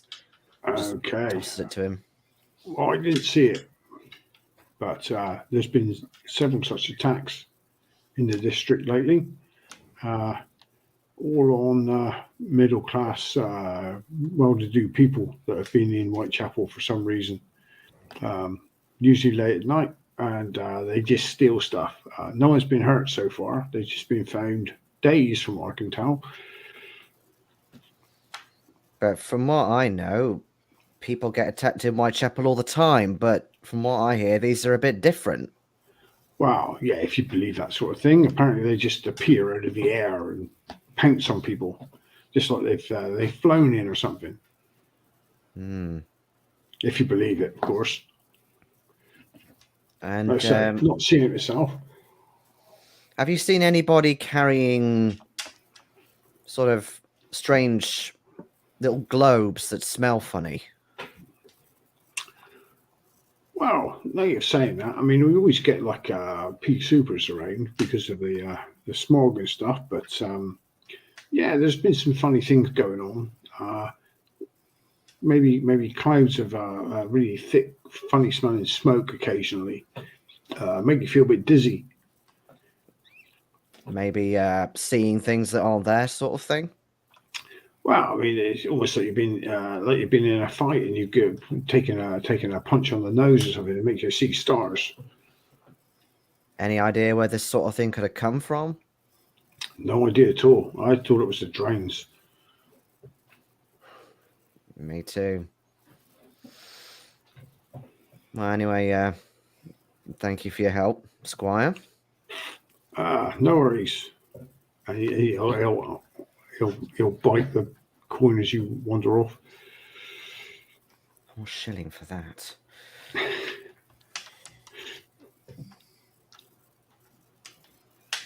We found that quite illuminating. He was really paraphrasing what we already knew. Mostly, but it does seem that these attacks have been going on at other times. Like, we said he's spotting these clouds of what Yeah. this smell like. They're not afraid to come out in the day. And all middle class and above, well-to-do, and Hard to always tell just the difference stealing. between day and night with this smog. Probably people who are rather lose valuables than admit while they're in Whitechapel.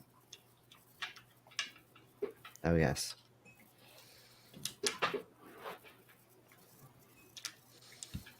Okay. So, what roles has Mr. MacCormick and Mr. Chamberlain had for me? Well, what we're looking at, what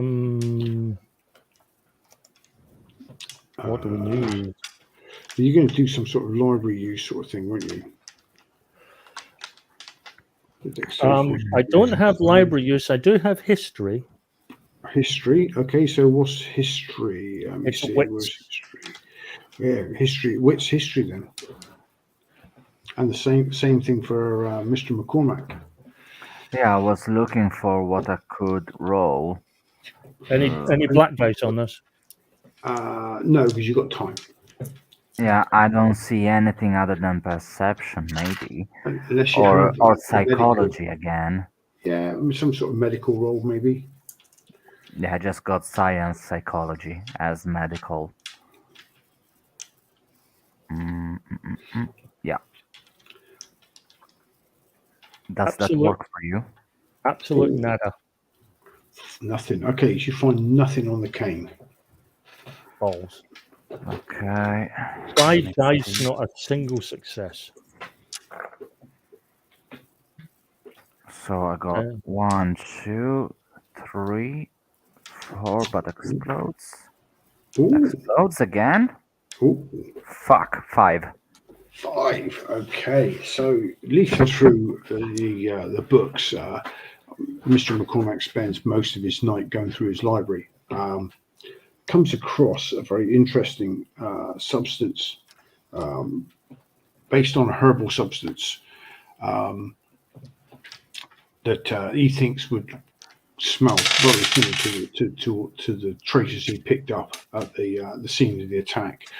Probably things imported from far away, maybe Cornwall.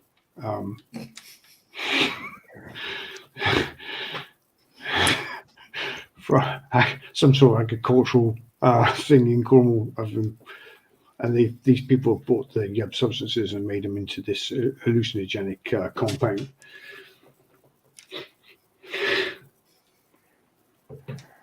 Mm-hmm.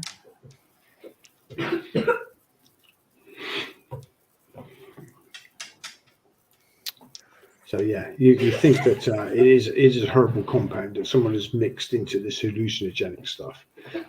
Somehow weaponized it into a grenade that would produce a cloud of this gas to envelop somebody.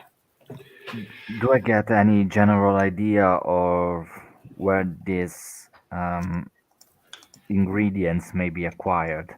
If it is, if they are commonly found at the market, let's say. Yeah, you could find it at the market if you buy the right ingredients, any market really. But yeah, I'm gonna say that they were the particular active agent was imported from Cornwall, some sort of mushroom or something that someone's imported. All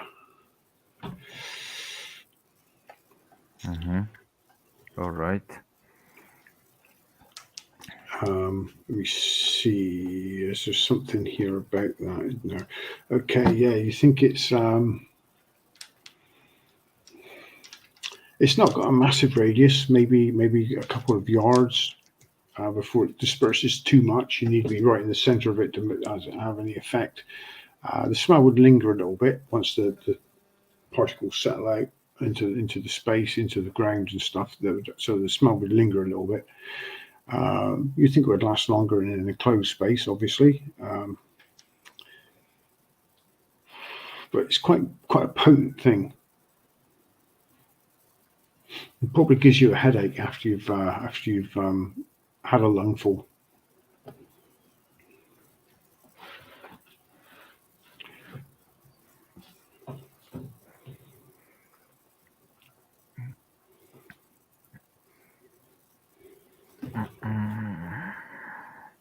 And this checks out with how Mr. Albertson felt when we interrogated him.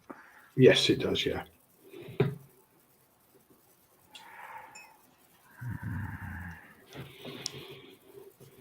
And about the effects, is it really? Oh fuck! How do you say that?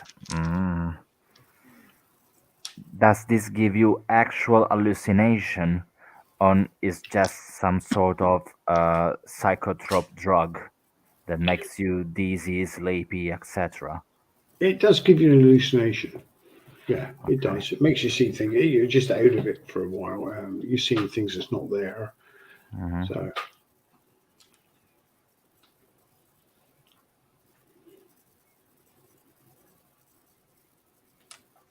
All right. Ronnie, can you roll me a wits as well, please? Myself? Yeah, Just a straight wits? just a straight wits. Yeah. No. No? Oh, okay. Yep. No. Fuck. Shit. No. Okay, so you meet up again the next day to, well, I don't know who's actually meeting up. Probably Mr. Clarkson has a station to open, unless it's his day off. Well, I was going to say we need to know where to meet. He's obviously quite perturbed that this investigation is lasting longer than an evening. So he decides rather than to open the station in case it makes the cobblestones a bit, get their feathers in a, twist or whatever, not ruffle their feathers even. He telephones the station to his second in command and says that a family emergency has come up and he will be taking leave for the next several days. Okay. This surprises your second in the command because he doesn't really recall you having a day off in as long as he can remember. I am very aware that I am breaking my trend, shall we say, but this is a very serious emergency that has come up at very short notice.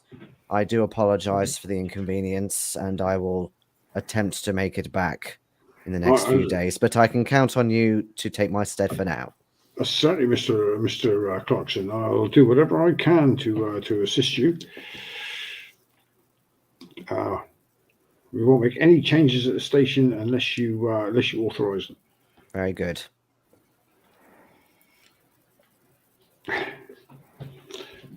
So, where are you going to meet up to? Well, I'm actually heading to the market down at Angel because I want to find a curiosity, and that seems like a good place. Okay, yeah. Yeah, you can find a curiosity. What you're looking for, something small and expensive, or do you want something large and showy? Something, large and showy would be good, not too expensive, but something that supposedly has mystical qualities is what I'm looking for. Something that has mystical qualities. Okay, so you could buy a piece of clothing, maybe like a cloak, that's meant to have some sort of power to it. You can make it a big show of buying it, or you could perhaps buy a staff or a painting that's meant to be special. Staff sounds like it would be good. Bonus points for shriveled heads and all the other things the Victorians appropriated. I could have given you a loan of that. My God, that would have been easy. I mean, I've got the fencing frogs myself, but so yes, I want to get something that would have no personal value, but might entice the thieves. You see, that's.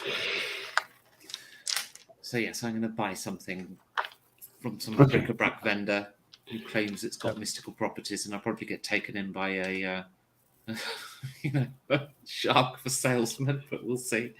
So yeah, you can do that. You can buy something, and you can make maybe a big show of walking around the market, displaying it quite openly. I'll wait till I get to Whitechapel for that. It might not necessarily be me who's actually going to do that, though. Oh, okay. Sorry. Yeah. Okay. Yes, you can do that quite easily. You can spend whatever money you think appropriate on whatever it is you want to buy. If you want to buy a nice piece, obviously it's a little bit more, but We'll.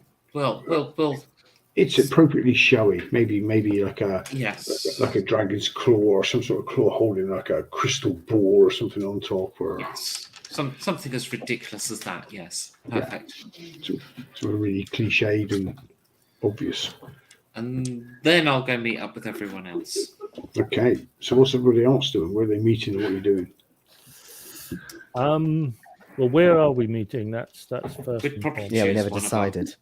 We'd probably choose one of our residences or places of where we're going to be anyway, right? Rather than go back to the Cobblestone Club. It sounds like terribly inconvenience for all of us. I mean, for a start, there's communists there. Yeah, we could meet at my office if you wish. There you go.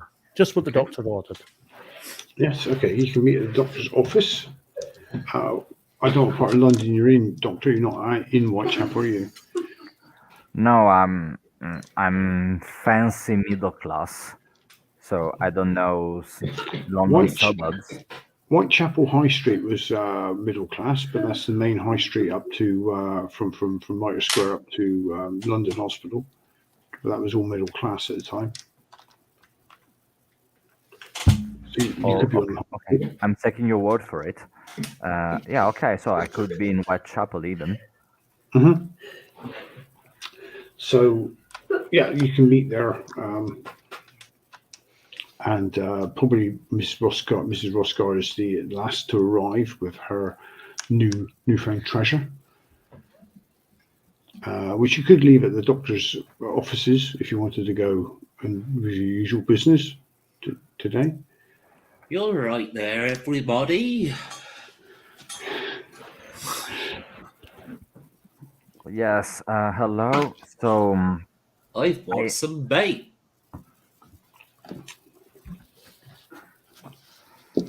You couldn't have gotten a bigger one? Wanted something that would be obvious. Yes. I think it's worked. Yes, I do believe, yes. Now you look like the most poncy of all of us, so you'll be holding that, and I'll be up on the roof with my shotgun. Well, before I rather Try literally not to place- talk too much, because you know you do a lot of that posh waffle. Poncy, fantastic. before I literally place my life in your hands, I'm going to meet an associate of mine.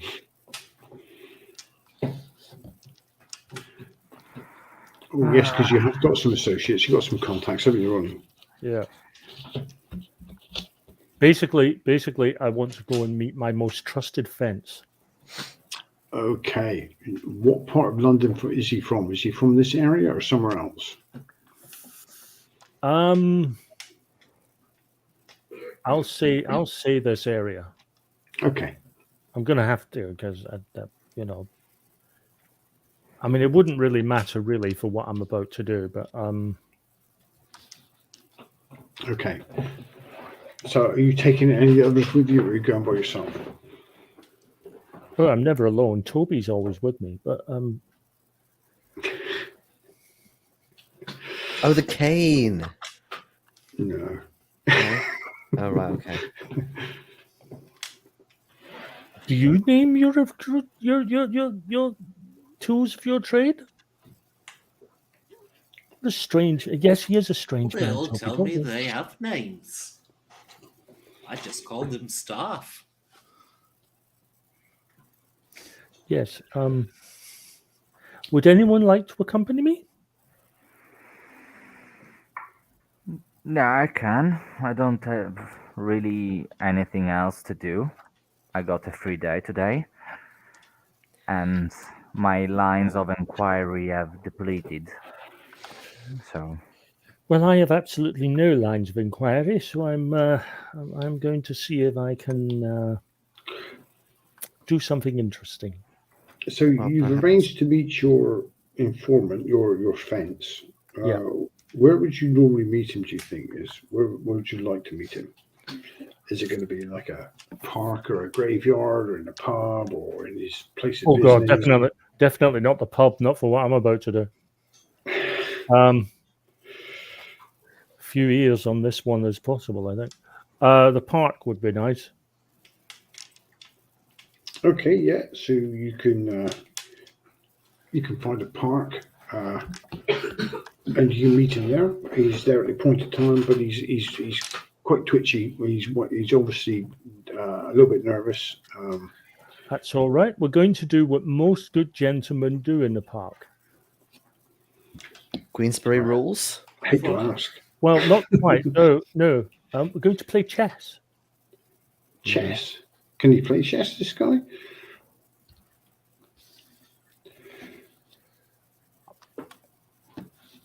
He doesn't have to know the rules. He just has to move pieces. It does. You know, as long as the odd person walking by thinks he knows what he's doing, that's fine. It might just it might come across as me taking the mick out of him, but So it's a ruse that you've used Yeah. before the pair of you. Yeah.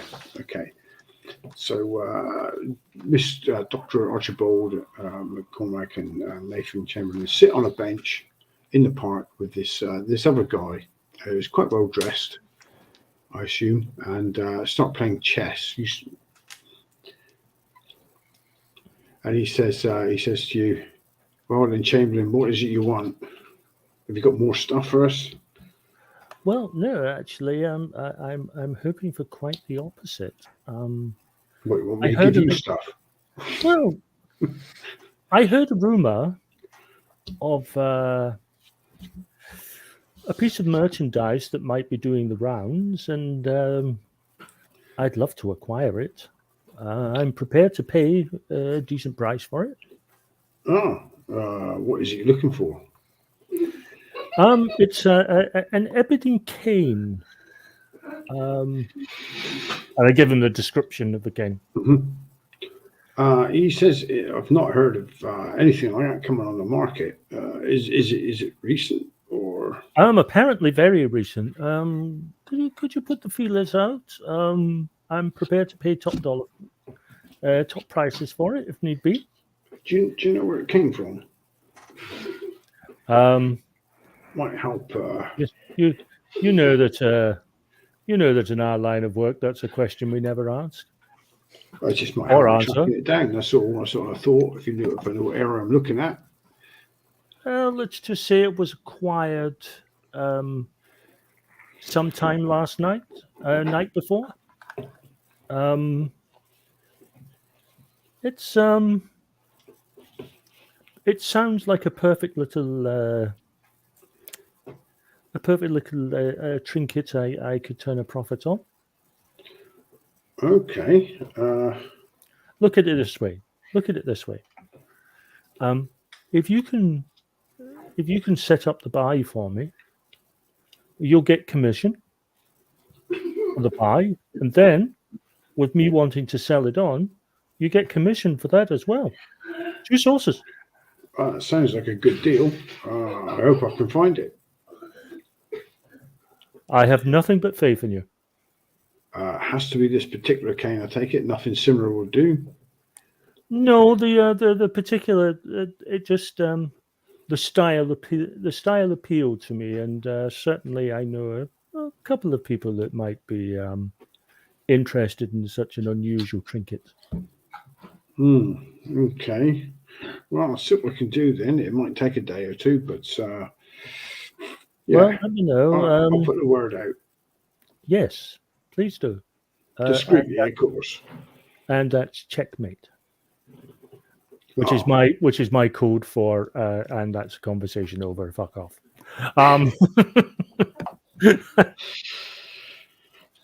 Okay.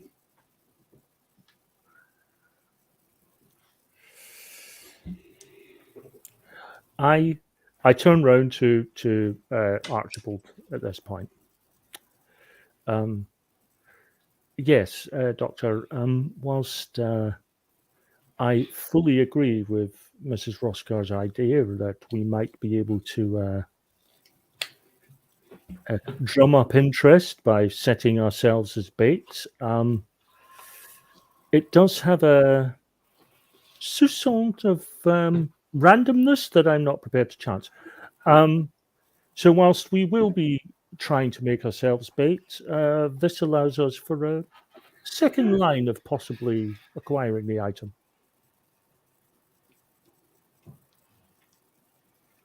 Sorry. Perfectly fine with me. I was just really interested in how the conversation worked. Well- Do you trust this man? He has helped me when I have acquired certain items and need to pass it on to others. All right. I trust him in as much as he understands the idea of double commission.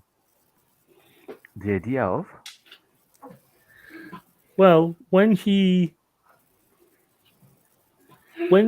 sets up the buy, when I purchase the item, he will receive a finder's fee, a small commission. And when I sell it, I would obviously want to sell it through him, so he would get the commission again. So he's looking at it as a chance to make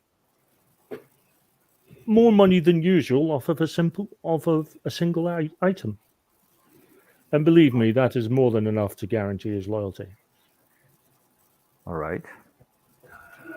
Yeah, that probably will do it. So We what's might- everybody? Sorry. We might be able to acquire the item without any fracas from occurring.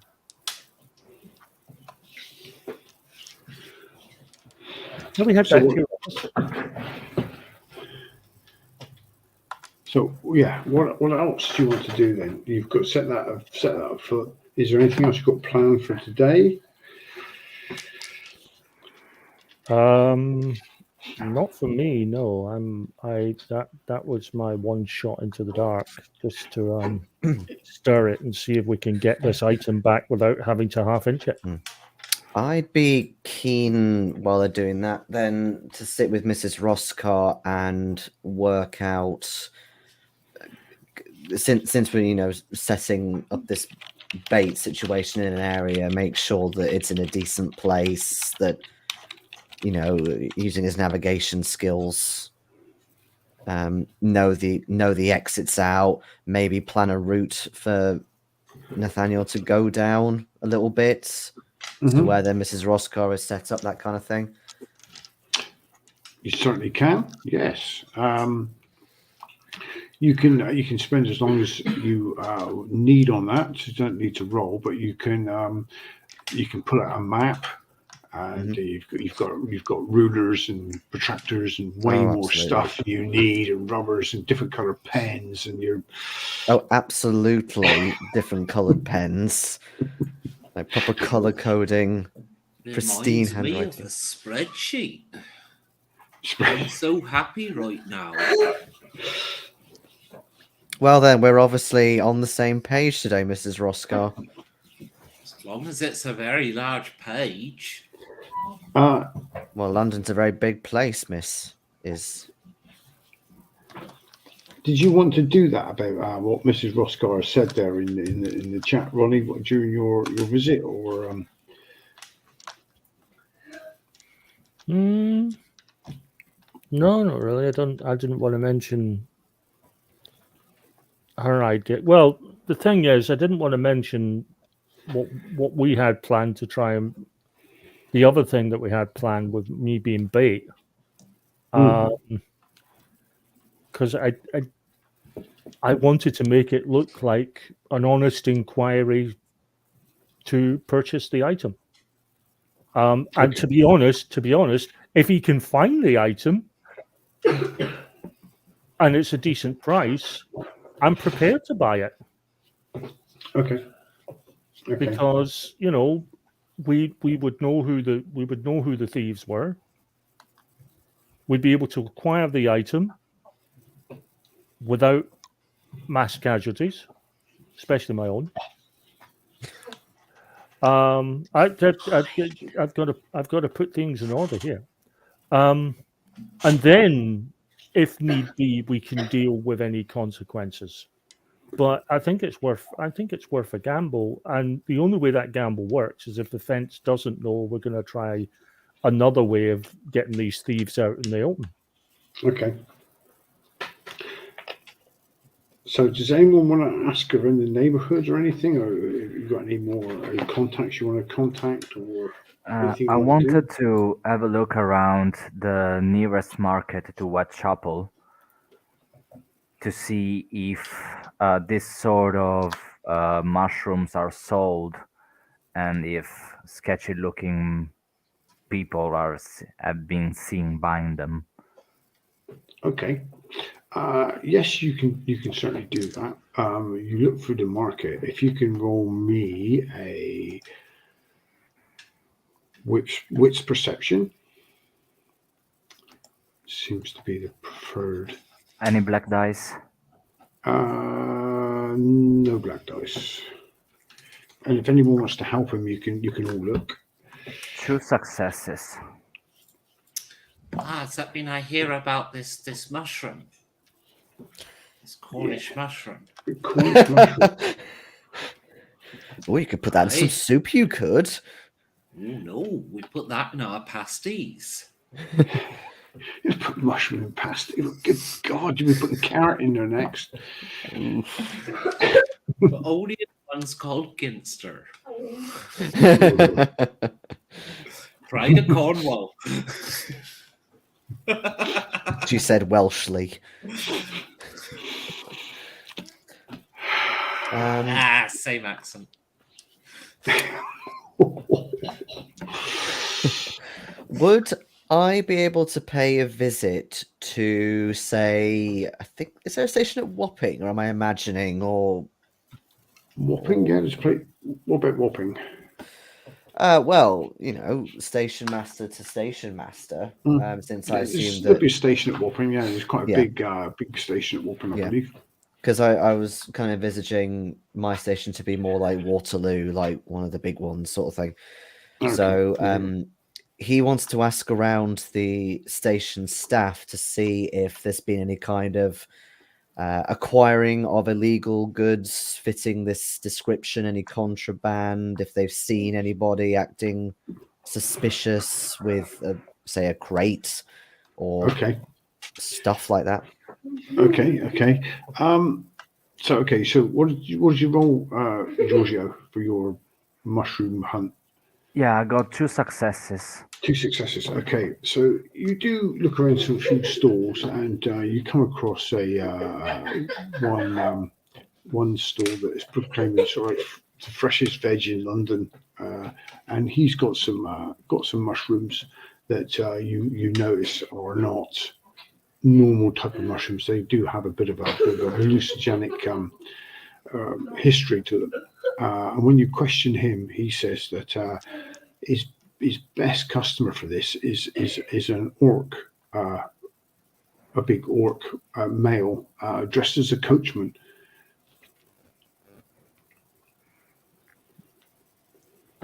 Okay. A coachman dressed orc. Does he have some scheduled appointments? He comes in every Wednesday or once a month, or He comes in randomly, actually, but it's been a while since he's been in, so he could be back any time. Yeah, but he's a pretty big bloke. okay. Do you know anything about this man? No, he seems quite dangerous, though. He does seem a bit gruff, and he does seem. If you can seem violent, he would seem violent.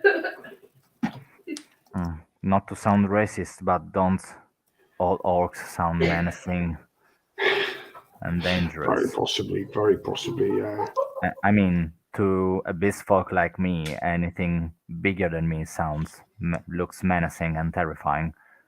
So True, but yeah, he does. He's very gruff and quite rough and ready. So. All right. Thank you very much for your cooperation. Yeah, anytime. And Mr. Clarkson, you go to Wapping Station and you ask about it.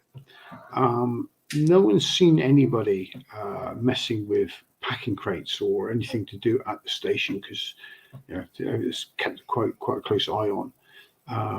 But if you roll me a wits perception, I certainly will. see what you find out. Any black dice? No black dice, no, because these are friendly people to you. Okay. Just 2 successes, though. 2 successes. Okay. They've not seen anything at the station, but apparently the word has gone out that well-to-do people should be off the streets by late at night because they are being targeted by a bit of a gang. They've even been called the spring-heeled jacks. They tend to strike in the East End, well-to-do people where they know that people have got cash, and like I say, probably would rather lose a few valuables than admit to why they're visiting Limehouse, Wapping, or Whitechapel. Yes. Where the prostitutes and opium dens are most in London. Do you have any names within this gang? Names within the gang. Any prominent people? It's hard to say who they are. They're very secretive, but they do pay people independently of the gang to be runners. They have a lot of spotters, people on the streets.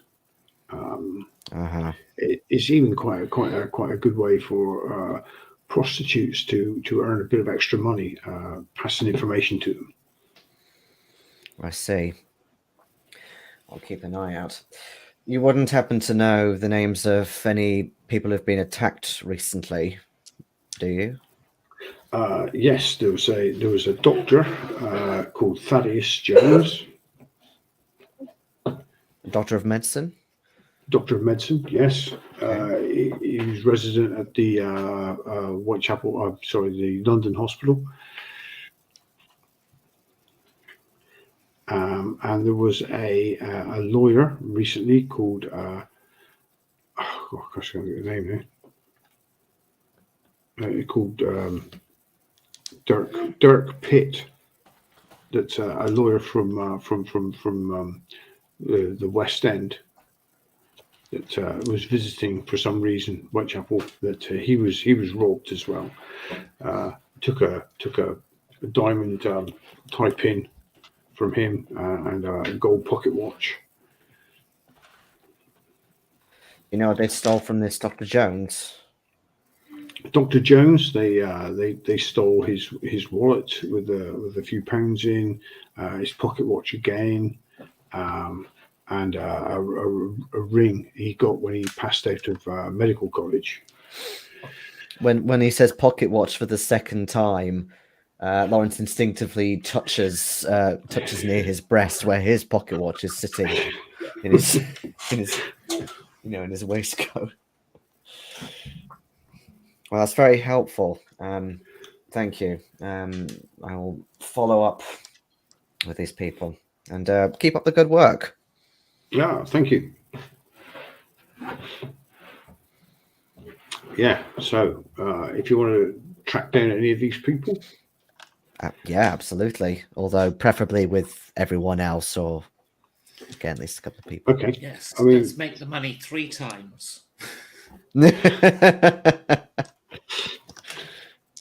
say Thaddeus Jones is in the region, is in the area. Whereas Dirk Pitt's in West End. Yeah. Well, presumably he's back there now. He'll be back there, yeah, because that's where he comes from. He was only visiting the West End, yeah. In Whitechapel. Sorry. Yeah.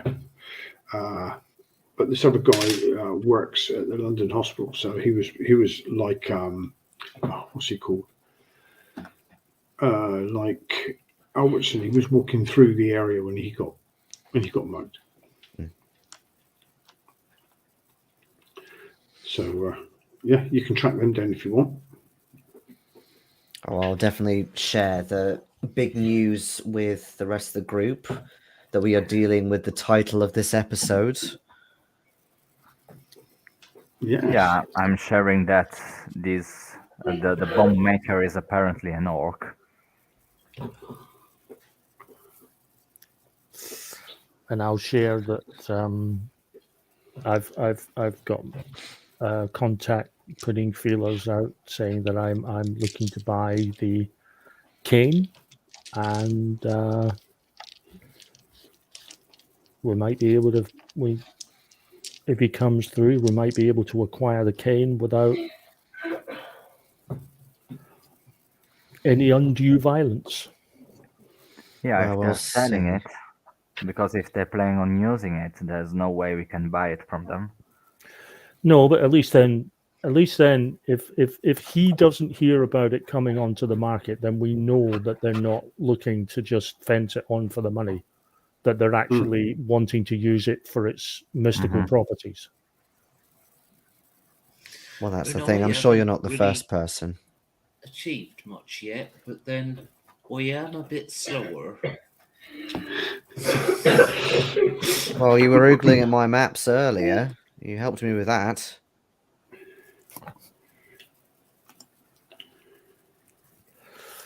Yeah. I suppose.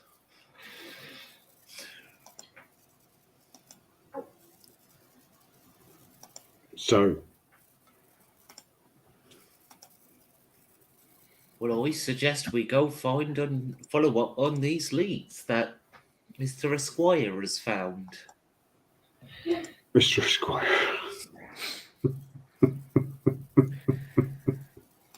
Question is whether we follow up on Dr. Jones first. Makes the most sense. Closest geographically, after all, and we have another doctor. Obviously not the same type of doctor, but It might be useful for Dr. MacCormick to lead that, perhaps, as a fellow medical man. Yeah, I mean, everyone is as good as the other. Yeah. but you can get us a presence with this doctor with your role. We may see. Yeah. Okay, so you can. Are you going to track him down at the hospital, or are you asking where he lives at the hospital? What will you do? I assume the hospital would be the best place to start. Yeah. Given is it daytime yet? Still, sorry. Oh, yeah, it's still daytime. Yeah. Okay, so we have more chances of finding him working, so in office or just having his round of patients around the hospital. Mm. So I say we go there first, and then we see eventually if we cannot find it there, where could it be? Okay, so you visit the London Hospital, which is at the far end, away from the city, from of Whitechapel High Street. It's quite a large building on the south side of the street. It's quite busy, but you ask at the desk for Dr. Jones, and you're directed to a set of wards in the East Wing.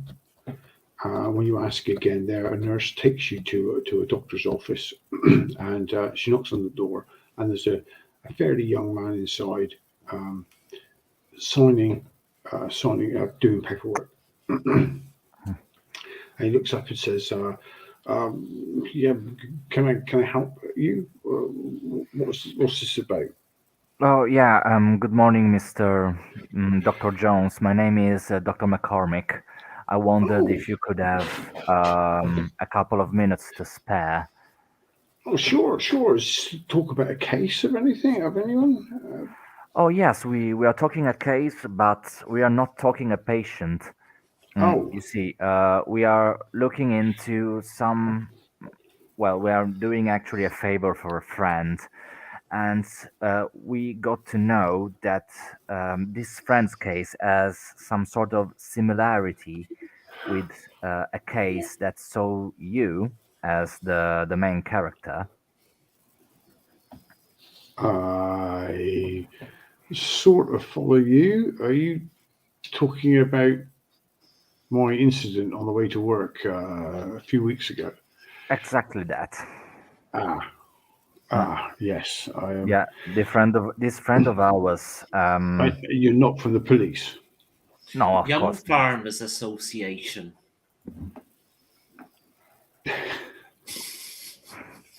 No, I mean, as I Interesting. presented myself, I'm just a colleague, and these are my acquaintances. You got Mr. Lawrence Clarkson, Esquire, Mr. Nathanial Chamberlain, and Mrs. Roscar.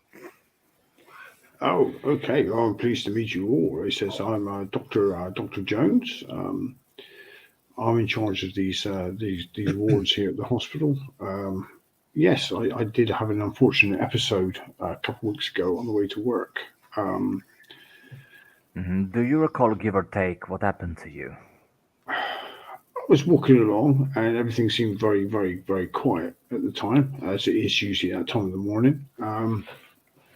It was my turn to take the early shift, and suddenly there was like a clatter on the pavement. I turned around, and there was a small noise, like a crack, and this cloud of smoke appeared, and all of a sudden I just saw stars, and this thing seemed to just swoop down from above, and next knocked me to the floor. And the next I knew, I was coming around. My clothing had been dishevelled. I was missing various items, and there was a policeman standing over me, sort of making sure I was okay and awake.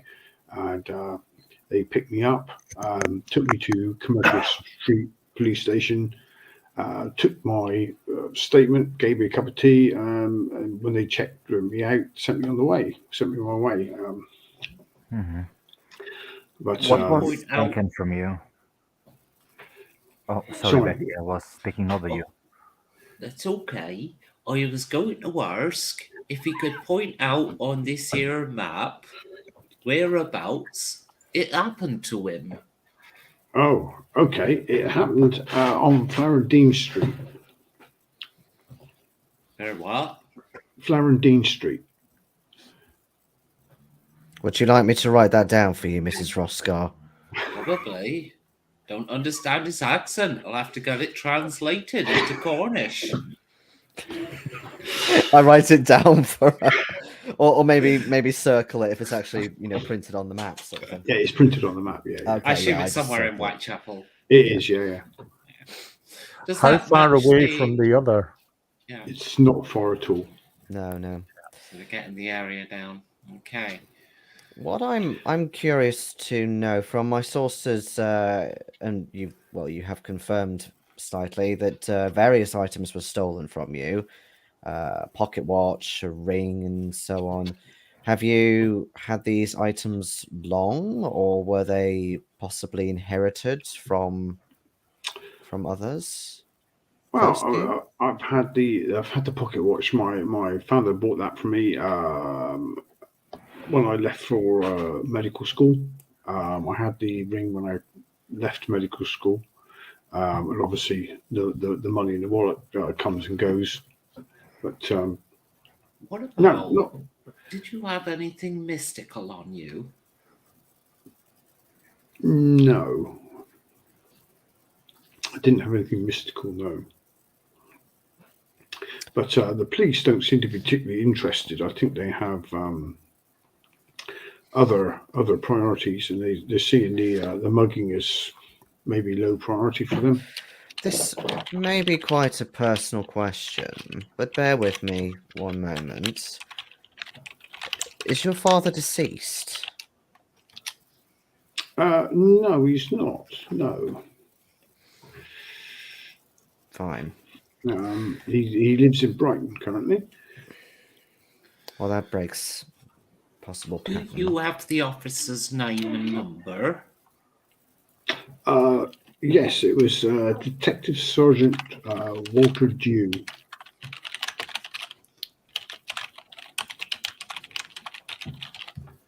Thank you very much. Is he a local constable? Yes, Commercial he's Street. from Commercial Street Police Station. Whitechapel.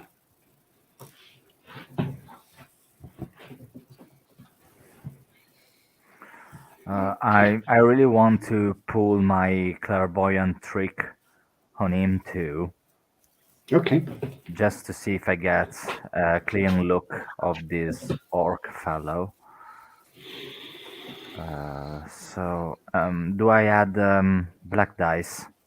Yeah, it'll be 3. So you're looking for something really specific.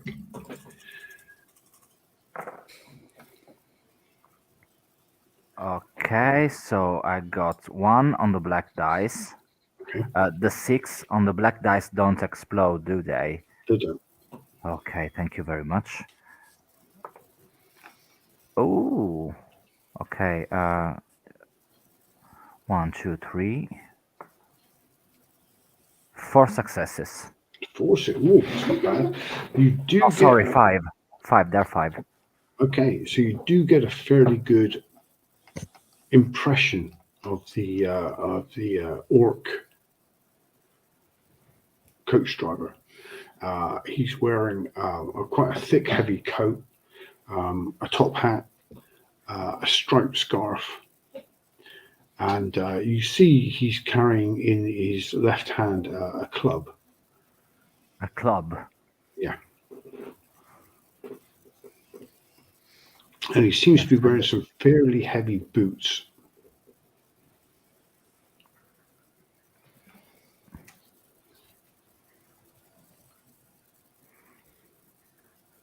Okay, so I tell the others that the alchemist is also the thief.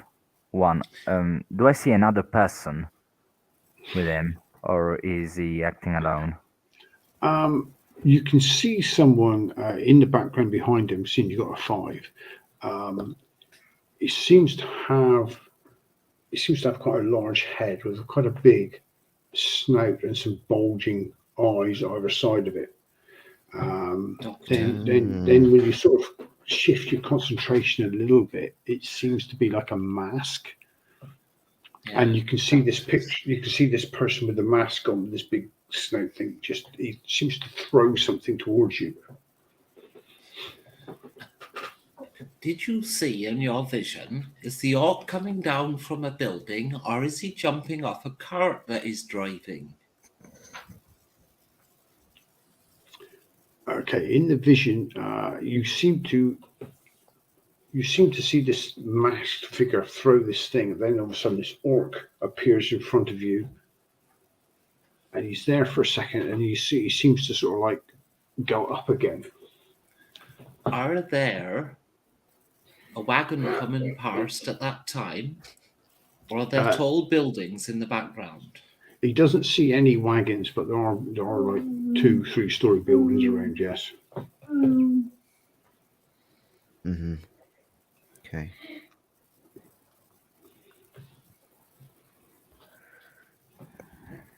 He has a head for heights, this fellow.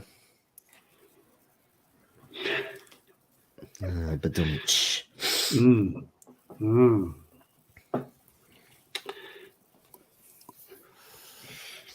And an interesting use of a plague mask.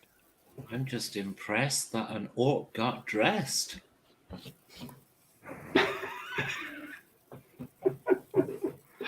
That's very racist of you. Well, Yeah. it's a good disguise. Mm. Easy to conceal the whole face.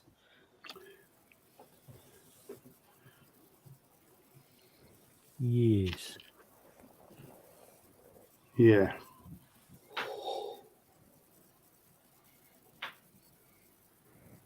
So I don't know what your plan now is.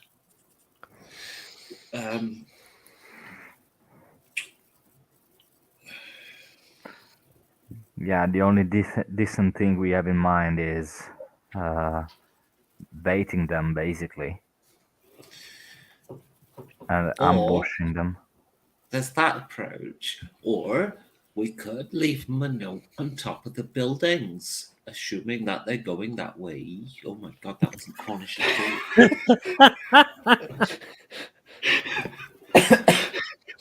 That sounded like this woman I sometimes had to speak to at a claims management company, and she was literally a caricature of Cornish. It was ridiculous. It was so hard to keep a straight face. Okay, perhaps we'll finish there for tonight. Yes. Yeah. Yeah. On that Alright. bombshell. Well, another suggestion before we cut the broadcast is you did say that this orc was potentially coming back to the market, was it, at any We time? could stake out that as Yeah. well. Yeah. You could do. Yeah, that could be a double-edged sword because we may wait forever. Yeah, or we worse, might. or worse, we could find them. In plain daylight. No, I'm thinking if we do see him, do an exchange to just follow him, keep a sort of safe distance. Better yet, one of us could approach him and try to pique his interest with an invite to a secret club. Mm, And Well then when he gets there, we volunteered. club him. Oh my god. oh, Oh my god. that sort of That's club. awful. But then we basically make him come to us, you see. Right. Like, I think you've come I'm- to our attention. You're doing all right. Time to move up in the world. That kind of thing. Uh-huh. Anyway, On that note, goodbye. On that note, sounds like a good to say bye to audience. Bye bye. See you next week. Bye bye. Yeah,